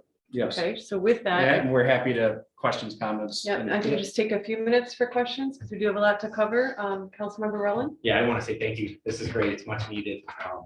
Max and I were saying this looks like something from a 1980s video game or old one. It's important. I'd like to make a motion to table this for a future meeting.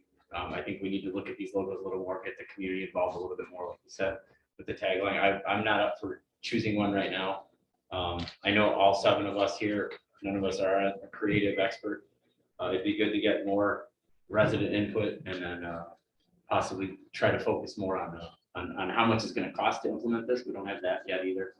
What's it going to cost to make some signs? What's the total budget you're asking for in a timeline like that? It seems like it's very early in the stages, which is awesome, which is how you start. Yeah. But I don't think, I'm not up for voting on an exact logo today. So I'm looking for a support to table this for a future meeting. So you are making a motion to table. Is there support?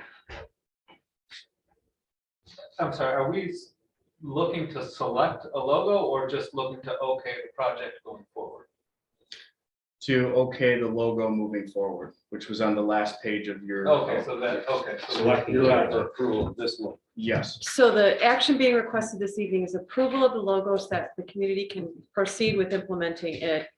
There's now a motion on the table to table that decision until a later date. So that's what we're looking for, to see if there's a second for that motion to table. Is there? So our council's making this a priority. So the motion to table fails. So is there discussion about the logo that's being presented? Yes, sir. Yes, Mr. Rowe. I noticed in the logo that was selected, there's a 5-story building. We don't have any 5-story buildings in the park. Well, that I can be also- adjusted. I mean, that's not, That's the logo we're deciding on. That's what you guys said. We're picking a logo today. If it can be adjusted, then why are we choosing it today? Let's get a logo that we all agree on and then choose it. What's the rush? If it's not finalized. So you're suggesting, Councilmember Rowland, that we give some input and they come back to us with a revised version? Yeah, it doesn't represent our city properly. We don't have any 5-story buildings in our city. And then we did get some resident input saying that it does, you know, with the recent flooding, it does have the flooding, the water on top of the house, is just to say. I guess it's how literal you want to be, like, We're very literal here. I guess so, yeah, I'm not, but I Just mean, from what I it's just. from more what I heard from symbolism. Just from what I heard from. Yeah. residents. I think it's a fantastic idea and I support it. Yeah, I'm not. negative absolutely. there, I'm and this is how we totally start, agree. But I don't think we're at the point of choosing a logo today, is Yeah. what I was saying, but. Yeah. Again, it's not representative fully of our city, and I do like the tree logo more than anything else. Thank you, Thank Councilmember you. Rowland. Other discussion or input to move us forward? Or if there's another motion that we'd like to get on the table?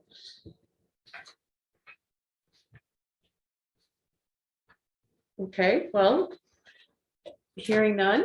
Mr. Rowland, perhaps you need to make your motion again. I'd like to make the motion to table this discussion to finalize the logo so that we can have the proper logo designed. From what you shown, it's there. It's just not fully implemented yet, fully in front of us yet. I have a comment. So if there were not a 5-story building in the bottom of the logo, would this be something you'd be happy with? Because Again, I don't think our Councilmember, 17. Sorry. I misrepresented your name. I apologize. No, it's okay. Councilmember Raylan, if we didn't have the 5-story building in there, maybe it was, just a house or. Yeah, I'd love for them to come back with something again.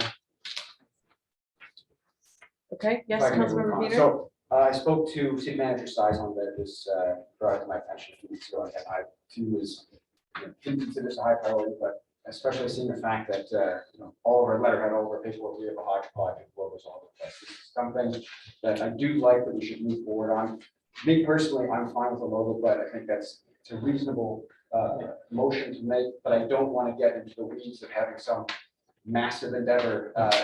Community input's one thing, but I don't want to have a, survey where everybody's making their own designs. Can we, design by tighten up community the- is really tough. Right. I've been involved with church groups and stuff. It's very, very difficult. I agree. So I agree. if we can tighten up the motion, say something like, I don't know, come back next month with, 3-4 options to vote on at the time. Again, this is, I'll admit, this is not something that I have, great insight into, but I don't want this to devolve into something that's gonna take up a lot of time. I think we agree this is something we'd like to do. I do appreciate work. I think it looks quite good, but I will second the motion to table this until the February meeting. At that time, we'll have some choices to review. Okay, so there's a motion by Councilmember Rowland to table, seconded by Wiener. Is there additional discussion? And just a quick comment. Yes, If we do Councilman. table this, to your point, I think it's important that you come to us with final and also budget, so we don't turn this into a 4-hour conversation. Yeah. I mean, let's get this down. If we're gonna table this to next time, bring the final, bring the budget, let's get it approved and move forward. Okay. That'd be my only comment. Gallagher? It's input from council members only in terms of design. Well, No, They come to us as far as I'm right, concerned. well, I mean, we are the voice of the community. So if a Right. community member comes to you, you can advance that voice. So I think, but I think what Ms. Boyle is saying, we don't want to open it up where it's all really so redesign. I difficult. think we've got something basic to start from and work with. It'll be simple edits and adjustments based on the feedback that, one, we've already shared with you. I think you've got some clear direction, and then anything additional that might come between now and the next meeting. Yes, Councilmember Rowland? I think that's great discussion. That's where I was headed. If we can get input individually and then should we share it with you, Nick? Yeah, You Sharon, and Nick and can- we'll pass along. Yeah, you and Nick can come back. and Not a come back problem at with, Like Councilmember Mayor Pro Tem Caulfield said, come back with one that you like and maybe 2 or 3 other options that we can all choose from. Do a 4-story and a 3-story and then. Well, no, I appreciate it though. It's a good point to make and something we'll be happy. Maybe with. get a dog park. Don't even start. Can we call the question? Yes, you just called the question. Clerk, could you please call the roll? Councilmember Brenner, Wait. I think Oh, So just to be clear, we're coming back with the final on with budget. final with budget. Yes, so the motion that's on the Not for us table, to choose from next month, not to vote on next, not options to vote on next month. We'll have a final that will say yes or no to one, correct? yes, probably, well, I mean, I don't know that we're committing exactly to one, but Okay. a version of what we're already seeing, I think. And Not a redesign. as far as cost goes, so honestly, having me in-house, like doing all the paper, like I do all those files, we send it to the printer, we would use up what we have already before Oh, yeah, even printing it. So like as far as cost goes for like immediate changes, like I said, social media stuff, really easy. I do that, it goes up. Print work, same thing, and not a lot of cost. The cost will come more in when you start actually physically changing things in the community. And, you know, Nick and I have talked about that being very graduated, like not, you know, it is being cost conscious. And I know that DPW has a vinyl cutter, which is huge. I just said to him, I can give you all the vector files and you can do that stuff. So that's another, so we are very cognizant of the monies involved to do this. So we'll Awesome. come to some more definition of that. Yeah, Yes, if I could just Please. suggest, just to be more particular, instead of a motion to table it, we should do a motion to postpone consideration, because tabling would be the motion to approve this logo. That's what's in front of the board or the council today. So it would just be, withdraw the motion to table, a motion to postpone consideration, and then a second, and then a vote on that. And then we can postpone it till the next meeting. Okay, the proposed motion is to postpone the discussion. Is there someone interested in moving that? I'll make that motion. Moved by Wiener, is there a second? I'll second. Seconded by Caulfield. Any further discussion? Clerk, can you please call the roll? Councilmember Brenner, Yes. Gallagher, Yes. Caulfield, Yes. Weiner, Yes. Rayland, Yes. McMillan. Yes. And Hodges. Yes, excellent discussion. Thank you all. Thank you. Thanks, guys. Ms. Thanks Boyle. for giving me Thank you. this Thank you so opportunity. much. For those who are here, when you walk out in the main level and you see the snowmen that are down there, Linda painted those. I mean, she is truly talented. So we're fortunate to have you, Linda. Thank you very much. Thank you, Linda. Thank you. Okay, moving along in the agenda. We're now, Yeah, drop my sign. Yeah, I'm good. okay. My sign dropped.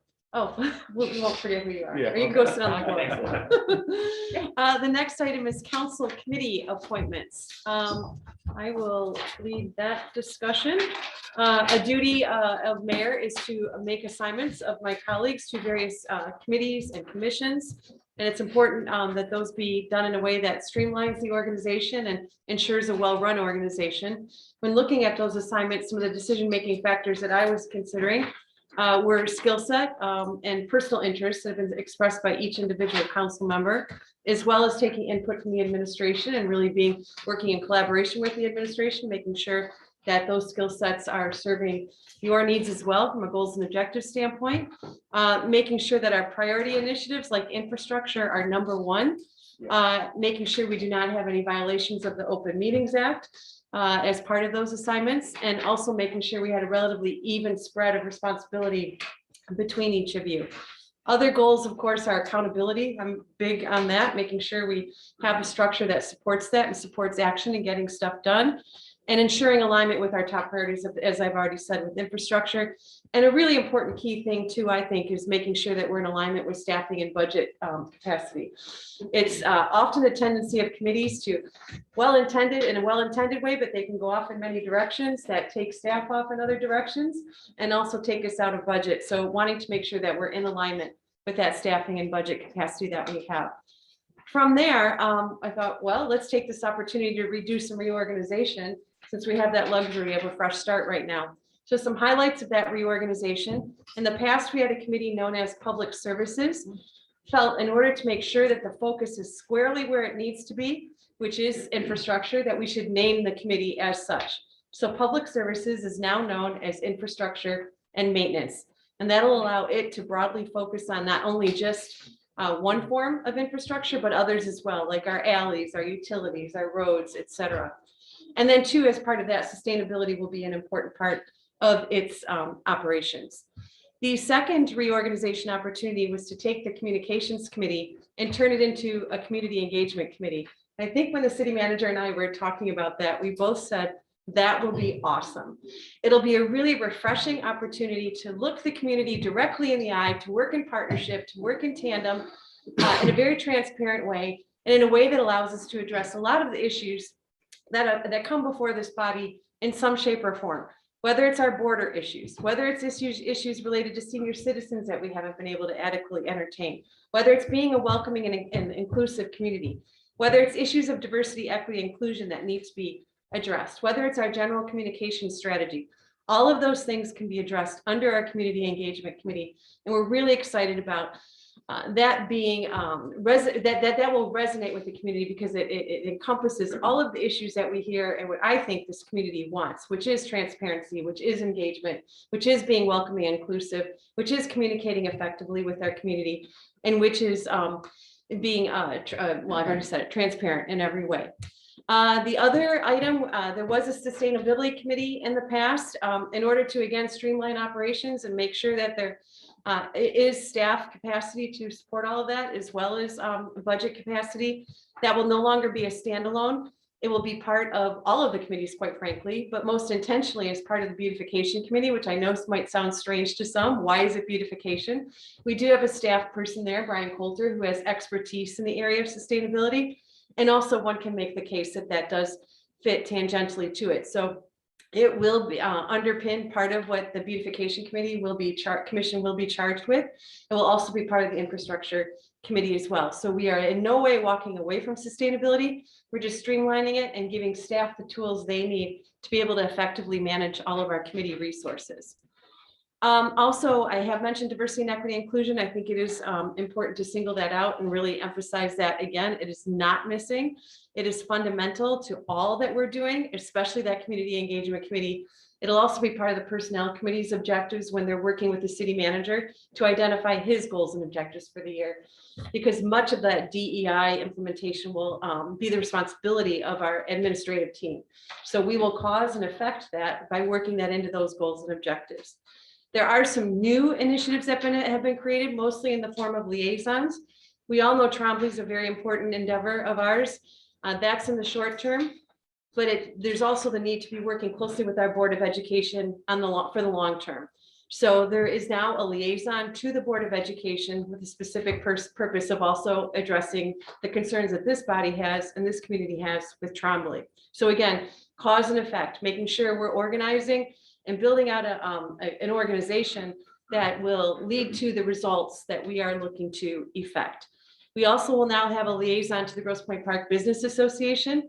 We're clearly a pro-business organization, so we need to be working in partnership with our business community, and we need to be intentional about that. So we will now have a council member working as a liaison to that business association. Similarly, our Grosse Pointe Park Foundation is very important. Our donor community is very important. We need to be in partnership and working well together. So we now have a liaison there. We have a liaison with the Jefferson East Inc. board because it is our neighbor. We need to be working closely with them for the reasons, again, of being a welcoming and inclusive committee. So to quickly, I probably City Attorney Howlett need to run through those exact assignments since we're asking this body to adopt them, correct? Yes. So I will do that quickly. We do have our Mayor Pro Tem, that decision's already been made. The liaison to the beautification committee will be Councilmember Rellin, and they've all been made aware of these assignments prior to now. The Recreation Commission will be liaised by Mr. Marty McMillan, who I think will be very comfortable in that role, given he has served most recently as one of those commissioners. Mayor Pro Tem Caulfield, as well as Councilmember McMillan, will also be serving on the Marina Subcommittee. We'll be talking about what that looks like in the future. The Planning Commission, I currently hold that responsibility and will continue to, at least in the short term. The Downtown Development Authority is provided for by bylaws that the mayor serve on the DDA, so I will be serving in that role. The Tax Income and Financing Authority, there's not a liaison at the moment. We're expecting that once a director is hired, that director will perform that duty and obligation. The new Community Engagement Committee will be chaired by Councilmember Brenner. Thank you for taking that on. I think you're very well suited for that. Also serving on that committee will be Councilmember Rellin and myself. The Ethics Review Board is served by our city attorney Howlett. There will not be a council member assigned to that. The Ordinance Review Board will be chaired by, our committee, I should say, will be chaired by Mayor Pro Tem Caulfield. That will certainly be an important one in the coming year. Also serving on that committee will be Councilmember Gallagher, Councilmember McMillan. So you can see there aren't more than 3 council members on most of these committees that we avoid issues with the Open Meetings Act. The Personnel Committee will be chaired by Christine Gallagher, so city manager, you should be very kind to her. Also serving on that committee will be Councilmember Brenner, as well as myself, because I have much of the day-to-day communication with you. The Public Safety Committee will be chaired by Councilmember McMillan. Serving on that committee will be Councilmember Rellin, as well as Councilmember Wiener. The new Infrastructure and Maintenance Committee will be chaired by Councilmember Wiener. I think you demonstrated great acumen tonight. You're well suited for that. And also serving on that committee will be Councilmember Brenner and Mayor Pro Tem Caulfield. The councilperson for finance will be Mayor Pro Tem Caulfield. And then the liaisons that I spoke of, I, in my professional role, already serve with the East Side Community Network and Jefferson East Inc. So I'll continue to report back on those. The Michigan Municipal League's liaison will be Councilmember Rellin. The SEMCOG liaison will be Councilmember McMillan. The Board of Education and Trombley liaison will be Councilmember Gallagher. The Grosse Pointe Park Business Association liaison will be Councilmember Brenner. The Grosse Pointe Park Foundation liaison will be Councilmember Gallagher. So those are the assignments that you're being asked to consider this evening. I would like to point out also in terms of management, I am asking each of these committees where appropriate, obviously, we're not going to force the Grosse Pointe Park Business Association to give us a list of priorities. But with that said, the Infrastructure Committee, we're going to ask that a one-page document be completed that has a description of the committee, as well as the 3 to 5 objectives that they're going to achieve in the coming year. And then that'll have to be signed off on by the city manager, by the committee chair, as well as myself, to again ensure that alignment with existing goals and objectives and priorities, infrastructure, as well as DEI, as well as sustainability, as well as alignment with the budget. So that's a management tool that we will be implementing and asking each committee chair to do that.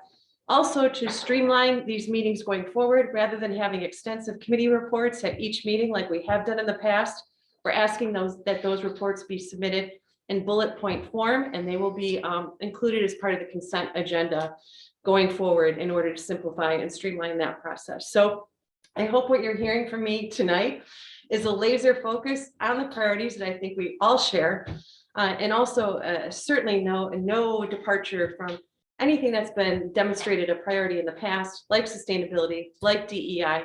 It's just a more efficient way of making results happen and having a great report at the end of the year.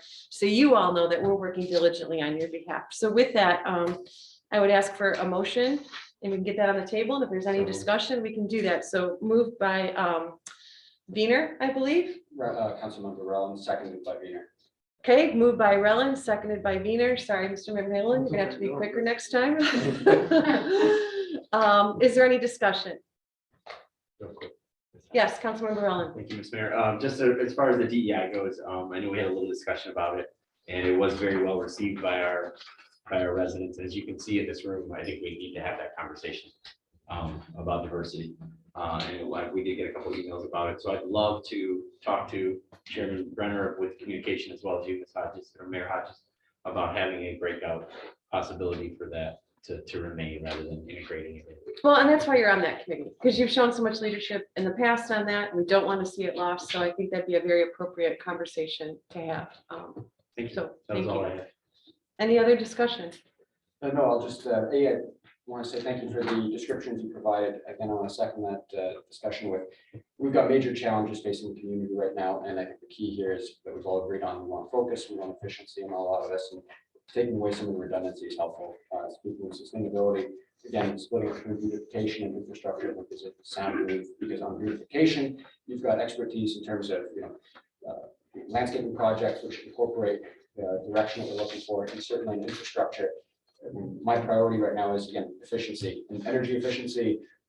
Reducing the waste of resources is key, because it's not just about environmentalism, it's about wasted electricity, wasted water costs residents taxpayer money.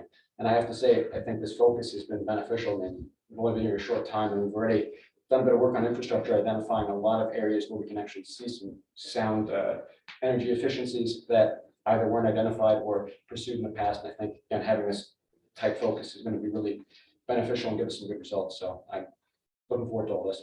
Great, thank you. Okay, I believe. Just Mayor one Pro quick Tem comment. Caulfield? I applaud you on your checklist and your annual for each committee member to fill out. My only question would be, maybe now that we're putting the minutes in the consent agenda, that we have a 6-month look back to make sure that these committees are on track and getting those objectives accomplished. Yes, mid-year review is a very good suggestion. Thank you. Anything further? Clerk, can you please call the roll? Councilmember Brenner, Yes. Gallagher, Yes. Caulfield, Yes. Weiner, Yes. Whalen, Yes. McMillan, Yes. and Hodges. Yes. Motion carries. We now have our assignments in place. Thank you all, and get to work now. And I'd be happy to discuss with either of you more detail about where we can go if you have any questions and that sort of thing, which I'm sure you will. Okay, that takes us to the next item, which is committee board appointments, committee/board appointments. I have before you for information, an appointment to the Downtown Development Authority. It does not require a vote because it is the completion of an unfilled or uncompleted vacancy, which will expire in 2024. On the Downtown Development Authority, it is one of 2 vacancies that have been completed, or excuse me, that have been created in recent months. The first of which was Dr. Hesberg's retirement, and then, as we all know, the unfortunate passing of Lena Carlisle. The name before you this evening as information is to fill Lena Carlisle's vacancy. So we will have one remaining that will have to be done in the future. That person, as we all know, is January Turnbull, who is here this evening. I would like to say as well that the purpose of the DDA is to promote economic growth in the district.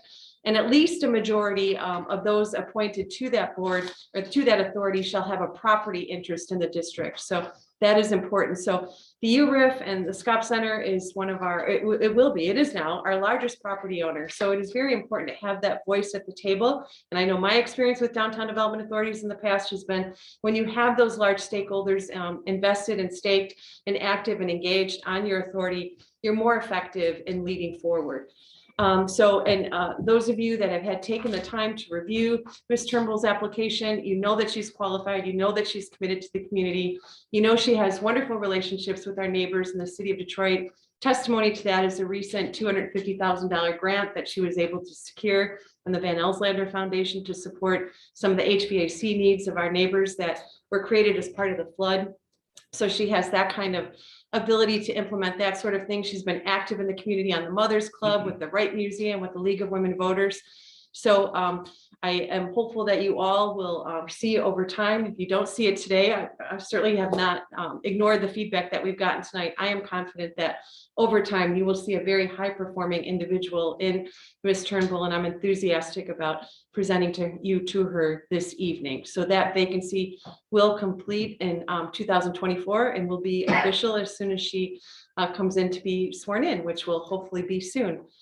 The second appointment before the balance of the appointments, there's 3 remaining this evening. Those all do require council approval. So I alert you to that, colleagues.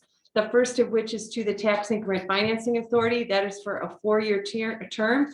Miss Christina Anton is presented to you this evening. She is a resident of the district, she is here, yes. She is a resident of the district, which is something that has been conveyed to us as being important, that we really need that resident voice. It has been missing from that. She does have a legal background. She's an accomplished attorney. She's energetic, engaged. She's grown up here. So with that, I present to you for your consideration, Christina Anton for a 4-year term to the Tax Increment Finance Authority. Motion to approve. Second.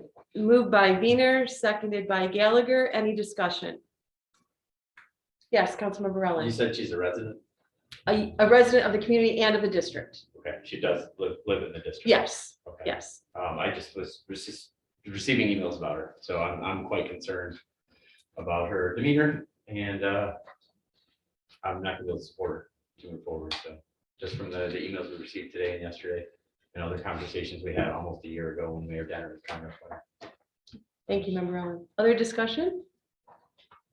With that, clerk, could you please call the roll? Councilmember Brenner, Yes. Gallagher, Yes. Caulfield, Yes. Weiner, Yes. Rayland, No. McMillan, Yes. and Mayor Hodges. Yes. Thank you. Motion carries. Christina Anton, you've been appointed to the Tax Income and Financing Authority. Thank you for your service.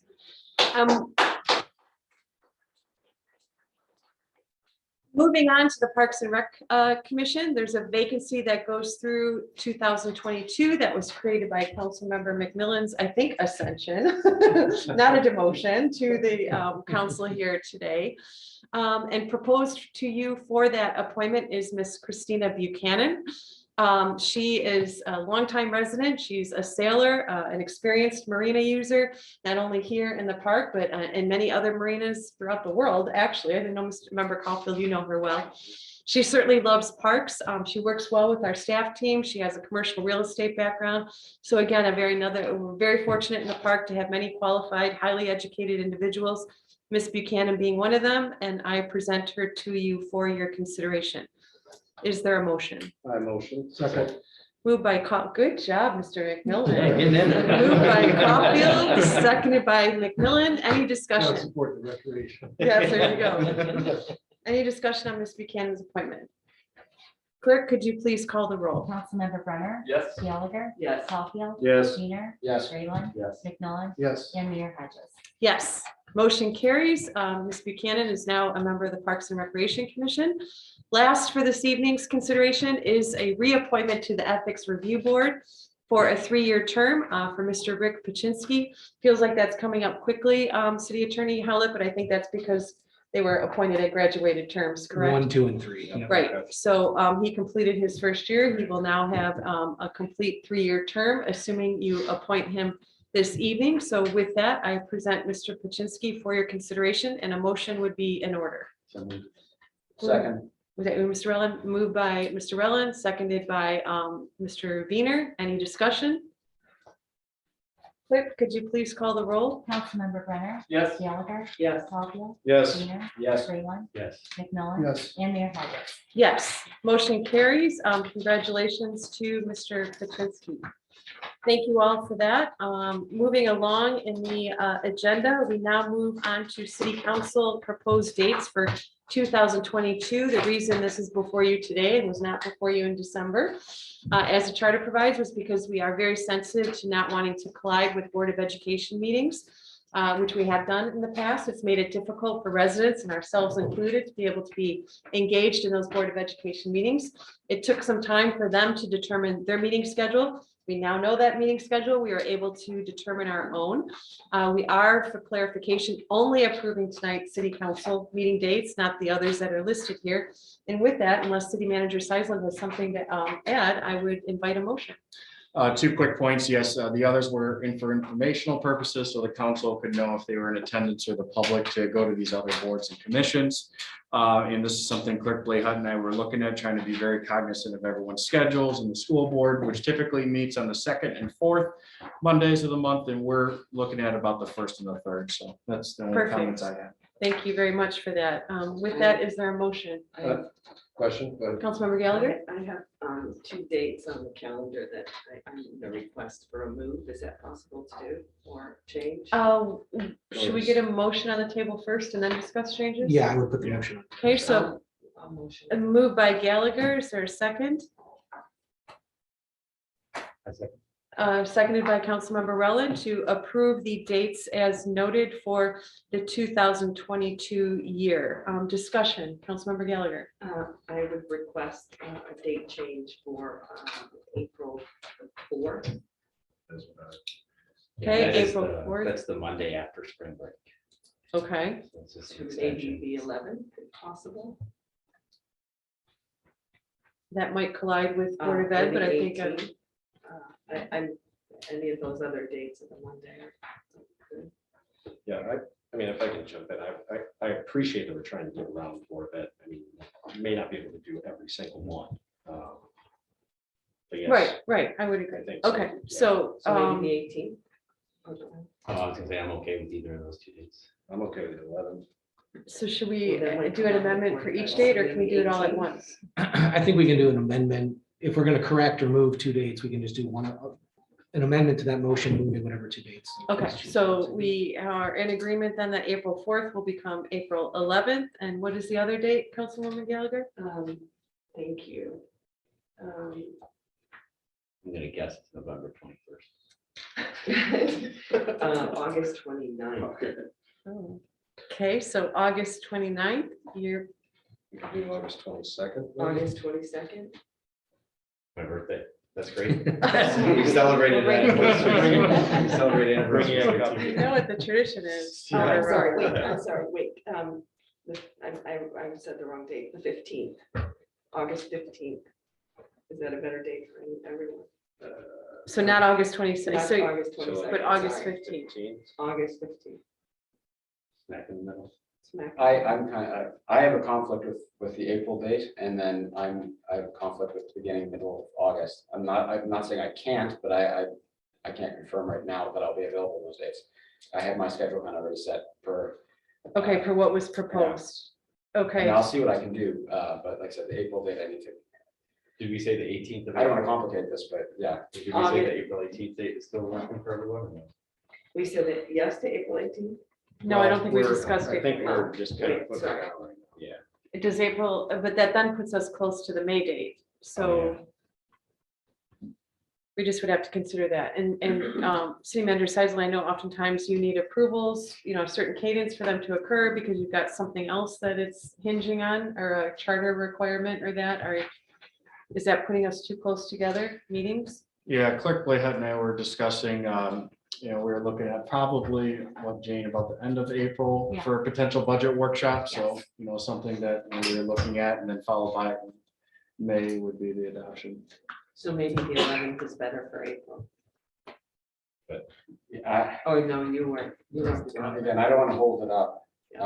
Again, April 4th, I've got good. April 11th, I may have a conflict there. Is it possible to, do we have to have all the dates approved today? Do we approve all of the other dates that we've already got in the calendar and then circle back? Is that? City Attorney, Halleck, can we do that? I think we need to set the dates. We can move them later, Okay. but there is a requirement that we set them at the Okay. beginning. All right. So I would recommend doing the best we can. Let's set the schedule. That doesn't preclude us from changing it. We just have to follow a certain procedure to change it. Okay. Well, I would just be concerned if you made your decisions and I did. adjustments based on what was proposed, so that should probably have precedent. Again, I will I see what I will- can do. Can we set the dates and then I will see what I can rearrange on this. I will say- If I would have been told sooner, I would have tried to adjust a little bit just between my scheduling and, yeah. But I will say that I did submit my dates that I will not be in the country on those dates. So I had submitted those to Mr. Seisman as I would not be here either. So I'm not sure what precedence is. Okay, so So there's the April date and the August date. Is there any other date that is in question? But there was talk of November. There was November 21st, maybe moving that to the 28th. So that's the Monday after Thanksgiving versus the Monday, the week of Thanksgiving. Take off. Okay. Is there any opposition to that one? That would be, we have no changes at election time, so it's not going to affect us. Right, that's what I was considering too. Okay, so November 28th is something we can approve this evening, it's sounding like. But that gives us 1 week away from the December. We'll just have a quick December meeting. Which we usually do. Yeah. Well, we were close anyway, but that does seem kind of silly. It is, so, All right, Do we move the December 5th to December 12th? good question. Let's see. Okay with that. Push it up. okay, So December to the 12th, November to the 28th. okay, so we have agreement on two at least at the moment. We would change November 21st to November 28th and December 5th to December 12th.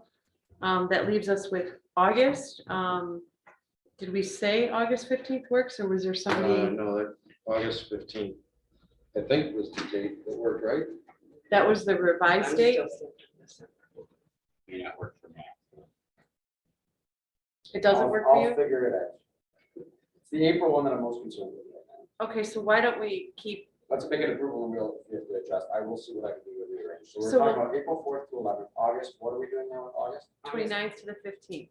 August to the 15th, 29th to 15th. Yes.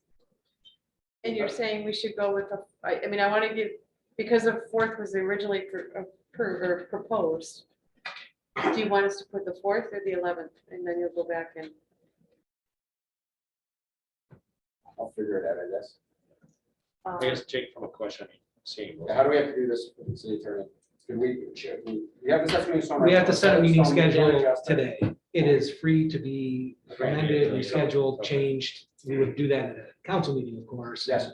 I would make sure everybody is mindful about sharing schedules via email. But all we need to do tonight is set the schedule and then we can adjust it accordingly.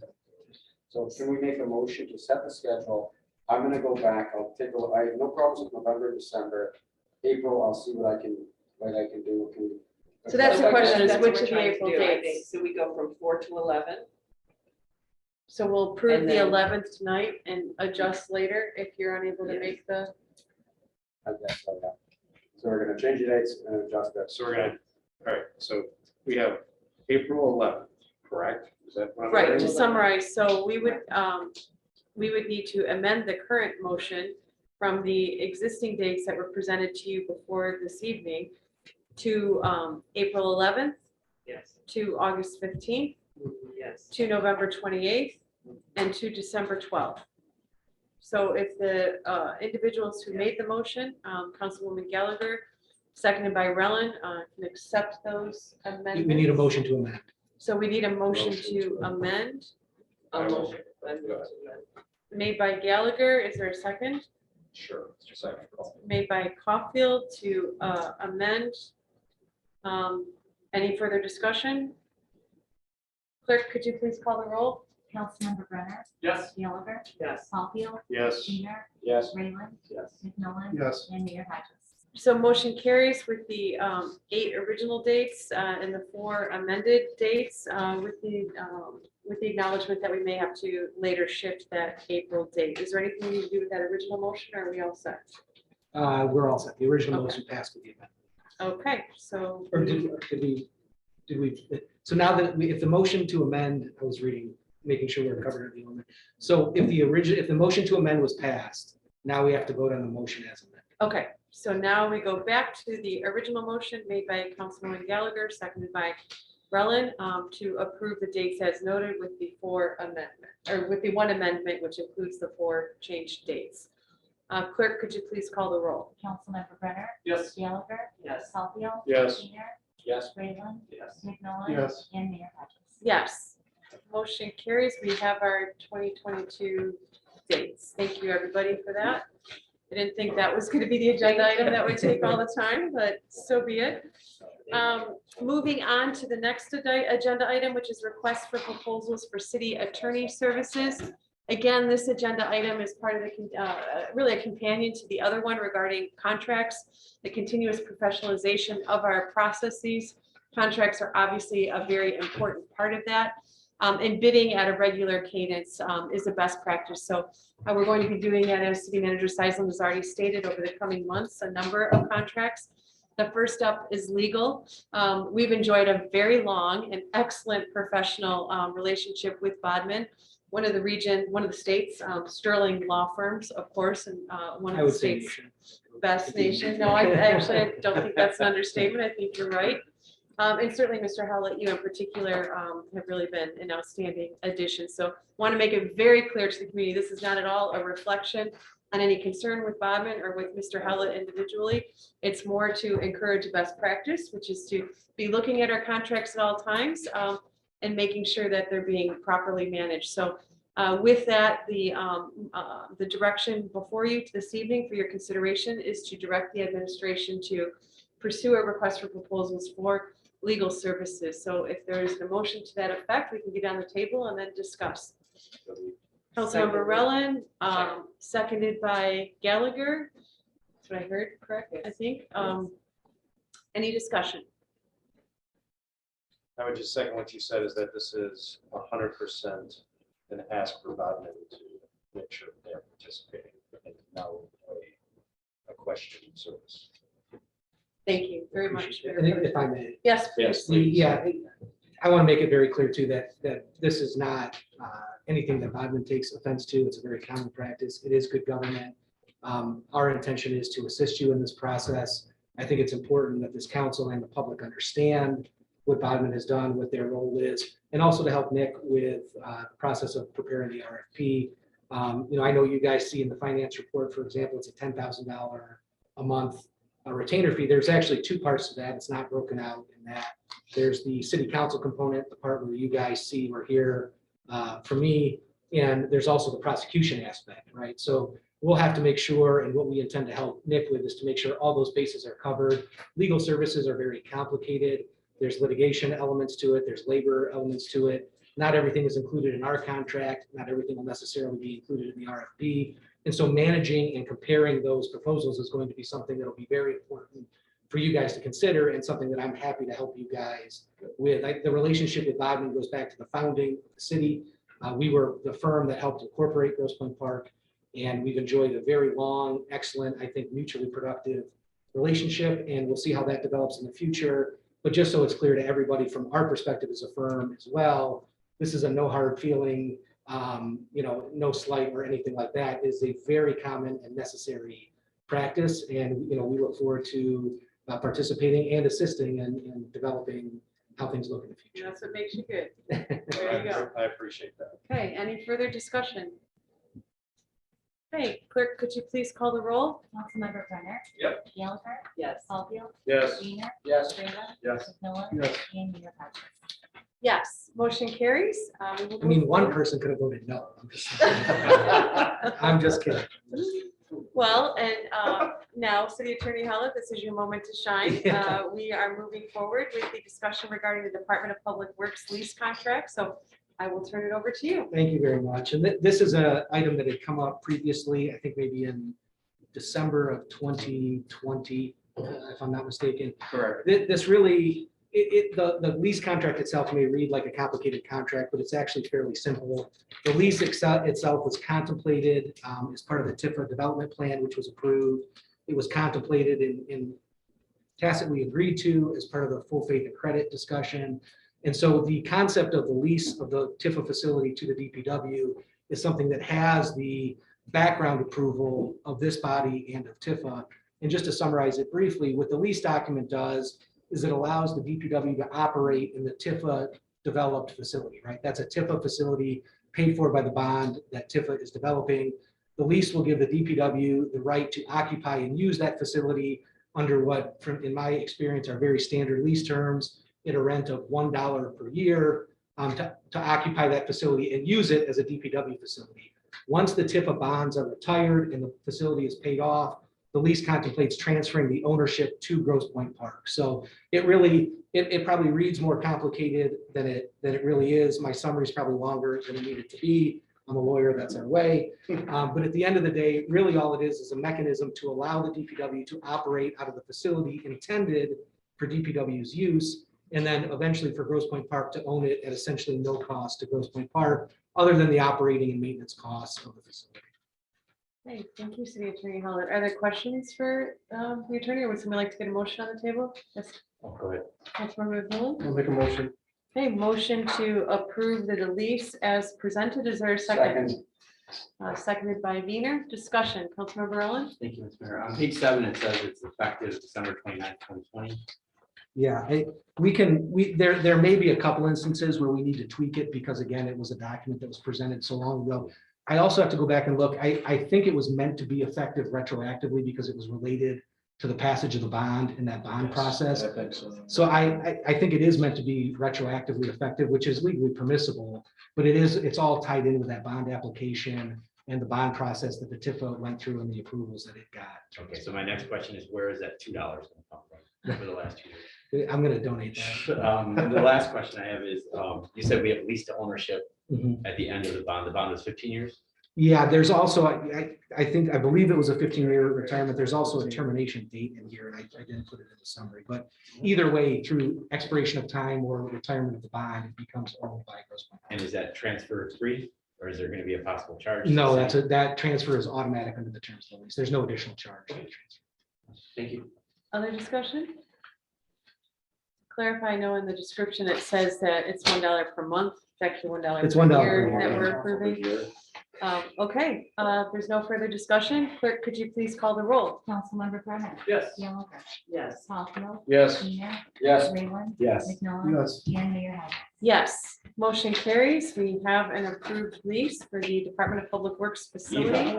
I got With kicked out. the city of Grosse Pointe Park. So thank you for that. Moving along, council rules and code of conduct. As part of our new council, do we all need to go sit on the floor? Is that what's happening? Because that's where our new plates are. Our next item, as I said, is council rules and a code of conduct. Being a new council, the past council has committed to a series of rules and procedures. Now that we have a new council, we need to do the same. Before you is a document that is basically very similar to what has been our guiding book in the past. The city manager has made some edits to that. Would you like me to turn it over to you? You can kind of give us an overview or? Yeah, sure. Thank you, Mayor Hodges. So council before you tonight in the public is the new rules of the city council and code of conduct. I did highlight and read several of those recommended changes in review of after this was adopted by the body in 2020. And this is something that I, thoroughly looked at, worked with other communities through their council rules and conduct, the Michigan Municipal League, looking at best practice for council and administration relationship.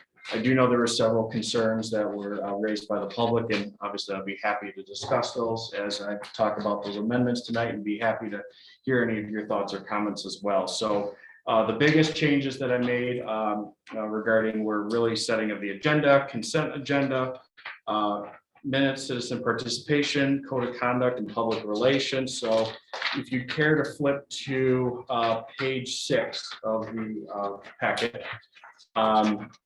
In the past, council members were able to request a agenda item with at least 7 business days notice by contacting the mayor, city manager with an email request and for a discussion topic. And so one of the amendments that was changed tonight was, this would still be available for those council members that would like to do so. However, we were asking for, some backup documentation or like bullet points of what you'd like to discuss or move with moving forward. And this is something that the mayor and myself would review with the city attorney so that we could prepare as well for that agenda item when it's presented before your council. And with that said as well, since we already have that opportunity, we removed the item about council members being able to add a second motion in there. And that's why you'll see that actually struck out. Mayor Hodges said during the consent agenda, one thing to streamline our process moving forward is that we could add resolutions, committee and commission reports to the consent agenda. And so that the public and the city council as well can see, the 5 or 6 bullet points and of that discussion, and we can pass along as a body. And so I'll go through all these, and then if you have questions, please ask afterwards. That's what I was gonna ask. Do we want to address Or do you want to questions? What each be one, or easiest what for would council? be easiest? Do we want to get a motion on the table? And if we're going to move into discussion and go beyond just the city I managers? have, yeah. Yeah, probably from a format standpoint, I would have Nick finish the Yeah. presentation, Okay, so why put the don't you motion do on. your and then we can Okay. discuss. Overview, and then we'll do the motion, and then we can open up the discussion. Yep. And then in regards to the code of conduct under page 9, we did have before of council, discussing with members of the public at a council meeting that these, going back and forth doesn't solve concerns and issues. And I added social media as well and other media outlets. And this is something that council should be very cognizant of, but as well, they do have the ability to comment and such as their First Amendment right. As well, we added the mayor pro tem will be the designated representative to speak on the city's official position if the mayor is unavailable and through media inquiries. Members of council are encouraged to share official city messaging through outlets such as the website, email, social media, communicator, future messaging outlets. One thing that's been brought up as well is comments made with city messaging are encouraged to promote the official message so that we as a body and moving forward, residents can understand that this is the official city position. And in no way at all am I asking if there's, you have an opinion or you want to add something to it, go right ahead. But as well, if you could just say that this is your own opinion, not the official opinion of the city. So just for clarity purposes. But absolutely, you know, if there's something you want to discuss too, feel free to have that, not a problem at all. You know, that's what's great. Our official city communication we have right now is the Facebook page, Constant Contact, the communicators, city website, Nixle, and iPause. And obviously, as we move forward, I wouldn't be surprised if we had more communication opportunities. And then one thing I did with actually strike out on page 10, when council receives emails of the collective body. In the past, I would ask, you know, just so we're all on the same page, that if you could please forward me all those messages as well. What I did discover, and this is, you know, those problems you find later, is I've got 7 members of council, and so there'd be 7 different, you know, emails of the same coming to me, and I really appreciate it, but it just, my email box got a little crazy, so I'll admit it. So if you could just pass them along, you know, once in a while, I'd appreciate it. Or let me know if there's something of real concern, give me a call, absolutely. And other than that, you know, all I'm asking for is if you could just, you know, consider if you would, after we discuss the code of conduct and rules, you know, for a motion to approve the code of conduct and rules of council. And that after today, you know, we could sign this, that we're going to work together, you know, on these rules and conduct. So that said, be happy to answer. Moved by Wiener, is there a second? I second. Seconded by Mayor Pro Tem Caulfield. Is there any, and that motion, of course, is to approve these rules of city council and the code of conduct. Is there discussion? Yes, Mr. McMillan. On page 7, it states that they must state their name and city residence. Street was struck. So my suggestion is they state the city of residence and the street. Because it might be pertinent information to know if a person lives on a certain street. I defer to city attorney Holly. Yeah, we had a discussion about this earlier. It is permissible, and I think there was a public comment about this. It is permissible under the OMA as a rule governing, let me take a step back. The city council can put in place certain rules to govern public comments, for example, a 3-minute time limit. That's appropriate. Another limitation or rule that has been approved and accepted is requiring people that are speaking in public to identify themselves. And so requiring a name, a street address, a city of residence, that should be fine under the OMA. So it's really up to this board and how it wants to conduct itself. In my experience, most people do identify themselves. I don't think anybody has ever been denied the right to speak if they don't identify themselves. And so it's really at your discretion. You do have the ability as a council to, like I said, place reasonable rules on public comment.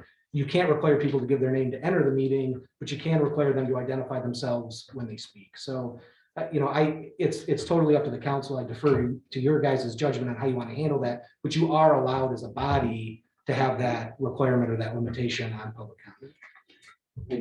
To Mari's question, I think statement of city residence is sufficient. If somebody's got something pertinent relative to the street they live on, I've been to a lot of meetings, people will share it. They'll go ahead and share it themselves.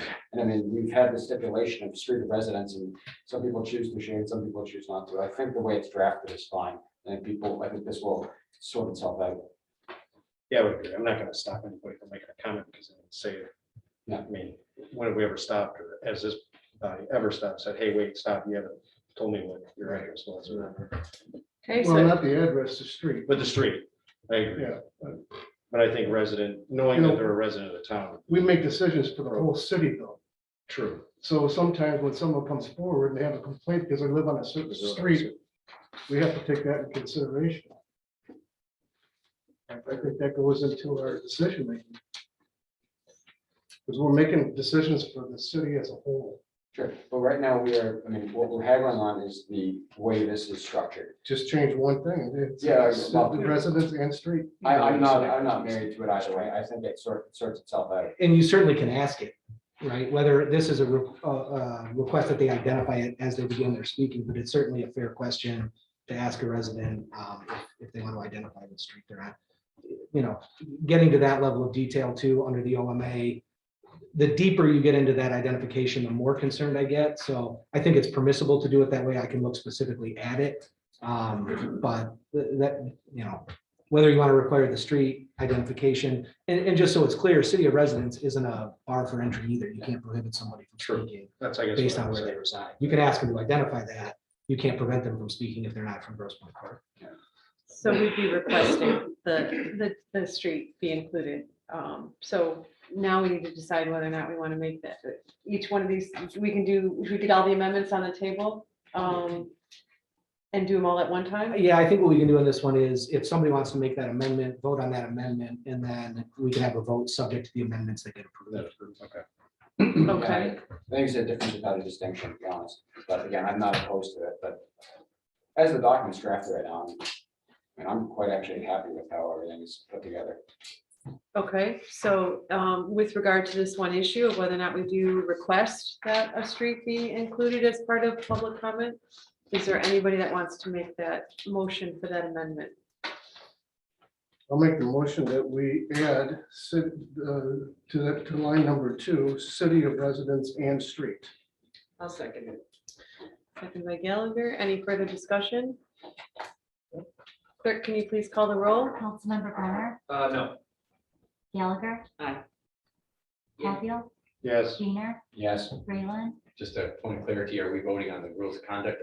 The amendment. Just Just that amendment specific only. No. The amendment to the street. McMillan, Yes. and Mayor Hodges. Yes. Okay, so motion carries. And that amendment will advance, that we add the city of residence as well as the street. Is there other discussion or other amendments that we need to consider? Councilmember Rowland.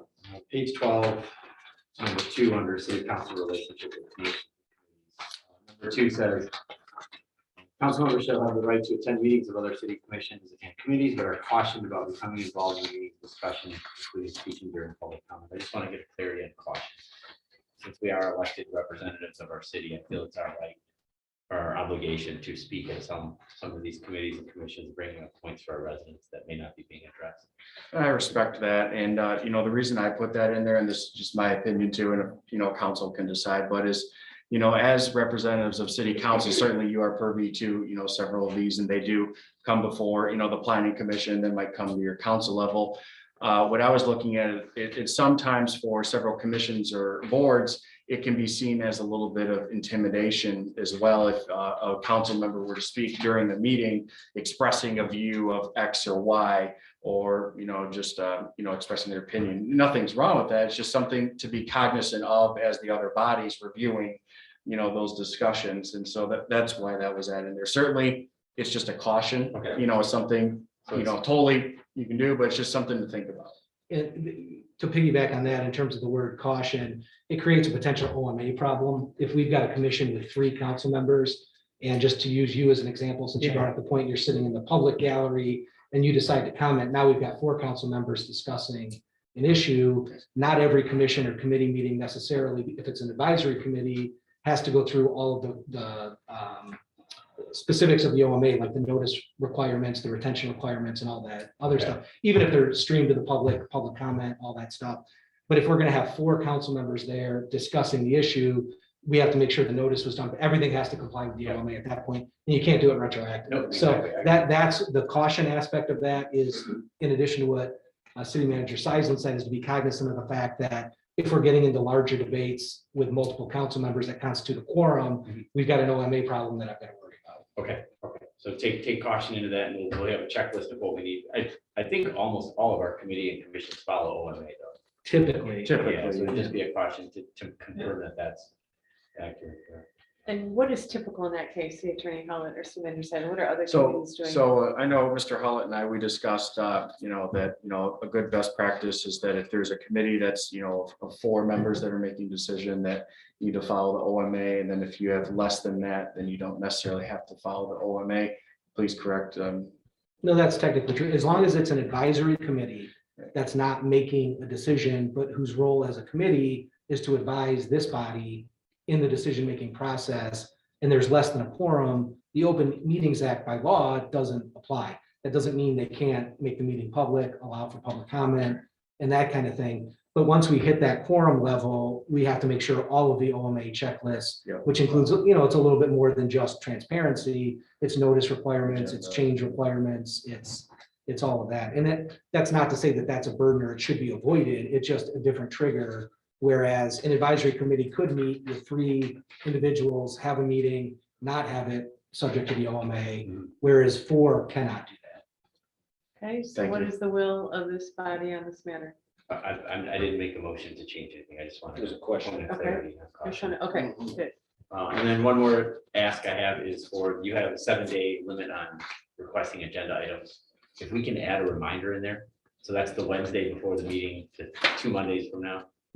So if we can get a reminder on Tuesday, hey, I'm about to set the agenda, you have 1 day, 24 hours to send any possible agenda additions.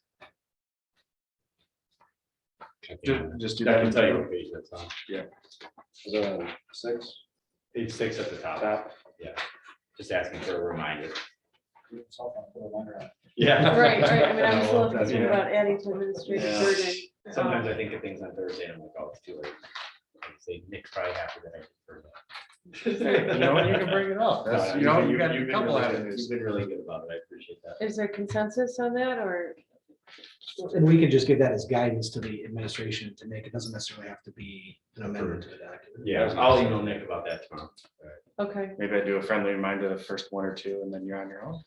Yeah, right. I understand. Okay, anything else, Councilmember Ellen? Not this time, thanks. Okay, other discussion? Councilmember Gallagher. Page 9, the council should not debate a member of public on social media. I just want to make a comment on this. There was also some comments that were read earlier today about limiting participation and unconstitutionality and First Amendment rights. During our MML training, as new council members, the general counsel for MML had discussions with us about what's appropriate and what's not appropriate. The discussion of commenting on Facebook was discussed thoroughly, and it was made, the recommendation by general counsel was not to participate in those discussions on social media.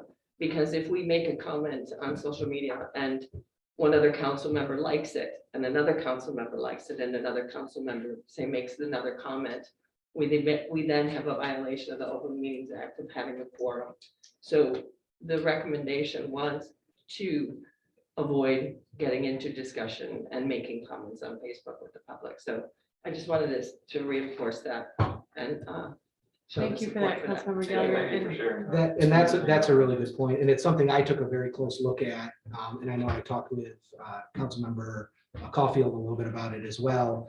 It is a very legitimate concern, and social media, like it does in every aspect of our lives, is great, and it also is complicated. So in the context of social media, my recommendation as the city attorney would be social media is the perfect avenue for updates, information sharing, posting of meetings, the dog park's open, ice skating lessons, all that kind of good stuff. It becomes a much dicier proposition when it becomes a forum for discussing public business, because as Councilmember Gallagher raised, you do have a potential OMA violation if there are multiple council members that constitute a quorum debating an issue that's of public interest and public or council business, I should say, such that discussion on Facebook would be just as treated the same. And that's the interpretation every lawyer I've spoken to about this. The courts would treat it like they do emails, right? If 4 of you are behind the scenes emailing each other, talking about an upcoming vote or an upcoming issue, that's an OMA violation. If you're doing it on Facebook, that's the same problem. And so it's not that anybody wants to quell anybody's First Amendment right or quash any discussion of city business or eliminate the use of social media, which is a really effective way for you guys to communicate with the community. It's the same thing though. One of the things you have to keep in the back of your mind is if it becomes more than just notification or communication and filters into debate where city council members are participating, including on your own personal Facebook pages, if multiple city council members are on there enough to constitute a quorum, that is definitely a potential OMA violation that I would be very concerned about. Thank you for that. And to be further clear, he said even a like, just one of the council members liking it, or it can be constituted. Could be, yeah. Yep. Yeah. as a- Let's say as a you quorum. agree. That's right. You It's say you agreed. agree, which is It's taken considered as an a- open discussion. It also could be taken as a vote. Correct. Okay, other discussion on the ask Councilman On that Nolan? same point, if we're acting as ourselves and not in any relation to council, how is that breaking OMA? Because it's just like if you use your personal email, you're an elected city council member, even if you're using your personal page, if a quorum of elected officials are on your personal page discussing it, that becomes a potential OMA violation. In other words, the law doesn't distinguish just, you can't avoid OMA by using personal email. Yeah. And so this is a relatively new area, but to answer your question, it's a very good question. It's a very fair point. That's why you guys all have to be careful too, using personal emails, don't, or personal Facebook pages to communicate city business, because under the view of the OMA, under the law, there's no distinction. If it's city business and you are discussing it, it becomes subject to FOIA. There are retention requirements that we have to meet. There are OMA concerns. Yeah. So even on your personal page, if it's city business, you guys are our elected officials, it's gonna count. So somebody- city business is something City business. further than anything I Correct. was talking about. Okay, yeah, it's limited to city business, but yes. So delivering we're city still allowed to share information and well, that's one of the main ways I communicate with 4,000 people every day. And communicating that information is not an OMA. So I understand how we should be sharing from our official city places, forwarding that information, but there is a lot of communication that happens on Facebook. And I don't want to stranglehold that at all. No, I would continue that discussion if you're okay with that, is I would caution this body, and I have done myself, is even when sharing that information from the city, is when you put your own bias spin on there, that becomes a new message. Whether you agree with it or, I mean, don't you have to make a statement to say, here is from the, here's the official city, but My opinion is. my opinion is. I Yeah, think that's if a you say different- that, it's okay, but if you start. It is important to me, despite what I said about the OMA, it still is important to maintain that distinction when you're voicing information about it, right? I understand that. Yep. That's great. Okay. Anything further? If there's no further discussion, I would ask that the clerk please, so we had the one amendment, Right, so it correct? would be a motion to approve the proposed code of conduct with the amendment approved regarding street. Right, straight. Yeah. Is there anyone who? I'll make that motion. One second. Moved by Wiener, seconded by Gallagher. Clerk, could you please call the roll? Councilmember Brenner, Yes. Gallagher, Yes. Caulfield, Yes. Weiner, Yes. Grayling, Yes. McMillan, Yes. and Mayor Hodges. Yes, motion carries. We have our code of conduct with one amendment regarding a street designation. So thank you very much all. I think that was good discussion, which brings us to the CDBG allocation, which is an item that was added to the agenda subsequent to the official printing of this, but still within the posting requirements. City Manager Seisler, would you like to lead that discussion for us? Yes, thank you, Mayor Hodges. So Wayne County, so that's a community development block grant program. The last 2 years, there's been several revisions to this program due to being audited by HUD at the federal level. Wayne County has, and so they're working to streamline the system a little more. And so we're kind of at the mercy of Wayne County in regards to notice. And so this came to the city at a earlier notice than expected. And so working with Grosse Pointe Farms, Grosse Pointe City, Grosse Pointe Woods, Shores, and Harper Woods, annually for the last several years, we've approved a $20,000 allocation from each Grosse Pointe and Harper Woods for the Helm and Pats. The Helm is the senior services center and Pats is the senior bus transportation. And so what I'm asking for you tonight with the resolution approving this application that I can move forward to the county is $14,000 that would be provided to the Helm and $6,000 to Pats. I know tonight as well, Grosse Pointe Farms and Grosse Pointe Woods is also considering this action tonight. And so I would expect that those two cities will also pass this moving forward. Helm and Pats is a very essential service to the Grosse Pointes and Harper Woods. And it's something that there's some great folks working over there as well. So all I'm asking for you tonight is authorize myself to submit this application for Wayne County for an inclusion in their annual action plan to the U.S. Department of Housing and Urban Development by the February 1, 2022 deadline. Is there a motion to that end? I would motion. Second. Moved by Caulfield, seconded by Rellin. Is there any discussion? Okay, clerk, could you please call the roll? Councilmember Brenner, Yes. Gallagher, Yes. Caulfield, Yes. Weiner, Yes. Grayling, Yes. McMillan. Yes. And Mayor Hodges. Yes, motion carries. You have your authorized Thank submission. you. Okay, council comment. Are there any comments my colleagues would like to make before we, yes, Mr. I'd McMillan? like to thank our city manager, city clerk, and Chief Terrell and also all my council members that have been helping me get up to speed here in the last few weeks. So I thank them for all their time and all their education. Thank you. Our pleasure. Glad to have you on board, Mr. Brenner as well. Other council comments? I'd just like for 2 seconds to say, with regards to the dissolution of sustainability in DEI. As far as this council member is concerned, I just want to reassure, because I've heard understandable concerns that we might be ignoring it, pushing it under the rug, but as far as I'm concerned, it is such kind of an overriding, both the DEI and sustainability are such major concerns to really our community and society in general, that they really should be important to every single committee, and just to reassure the community that they are not being ignored, but quite the opposite. They will be, my understanding, is part of the goals of every single, where applicable, every single committee. And again, they are not being ignored. They are just being really risen to a goal in every single aspect of our city government. So I just want to make that point. Thank you for that. Agree. Other council comments? Excellent. Councilmember Rayland. Oh, I'm One sorry. real quick, I just want to congratulations to our new council members. You guys are getting into this environment quicker. And as long as, how am I trying to say this?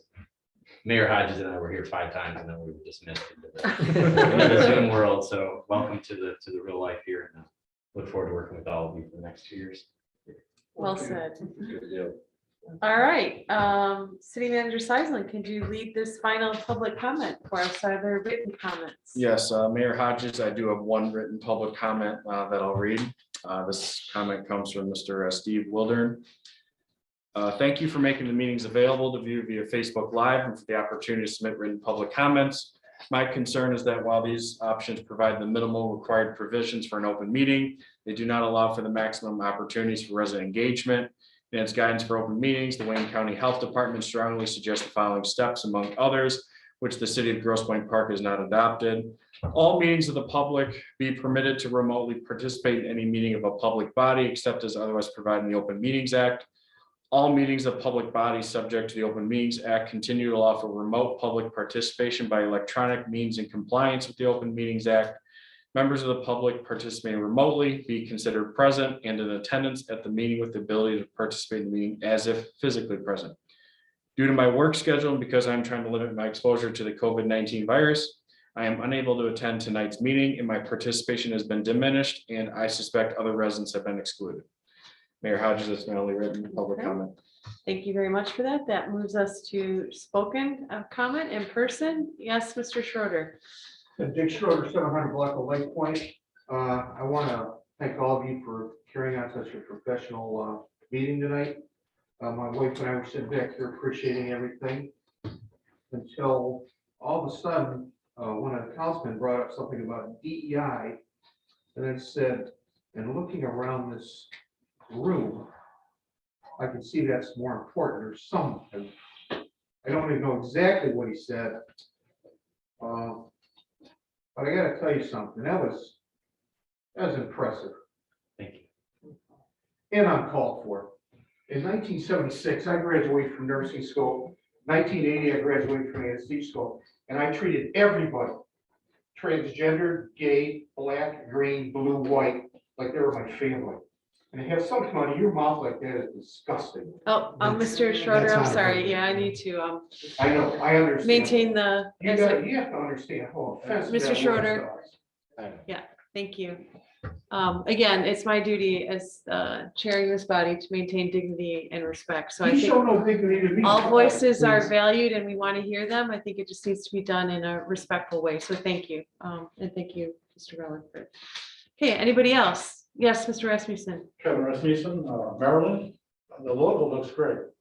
I look forward to, I did have one concern that was addressed by council on the relaunch. The center building to me looks like a parking structure. But I got the impression it's gonna be taken care of, and I look forward to seeing it. Thank you for that. Any other comments? Okay, well, in that case, a motion to adjourn would be in order. Is there one? Motion to adjourn. Moved by Wiener, seconded by Brenner, to adjourn at 9:24. Clerk, can you please call the roll? Councilmember Brenner, Yes. Gallagher, Yes. Hatfield, Yes. Weiner, Yes. Leland, Yes. McMillan. Yes. And Mayor Beckman. Yes, motion carries. We are adjourned. Thank you very much, everybody. Thank you. Thank you. Guys, I'm Brad with the Grosse Pointe News. Can I ask you just a quick question? It'll be easier if I do it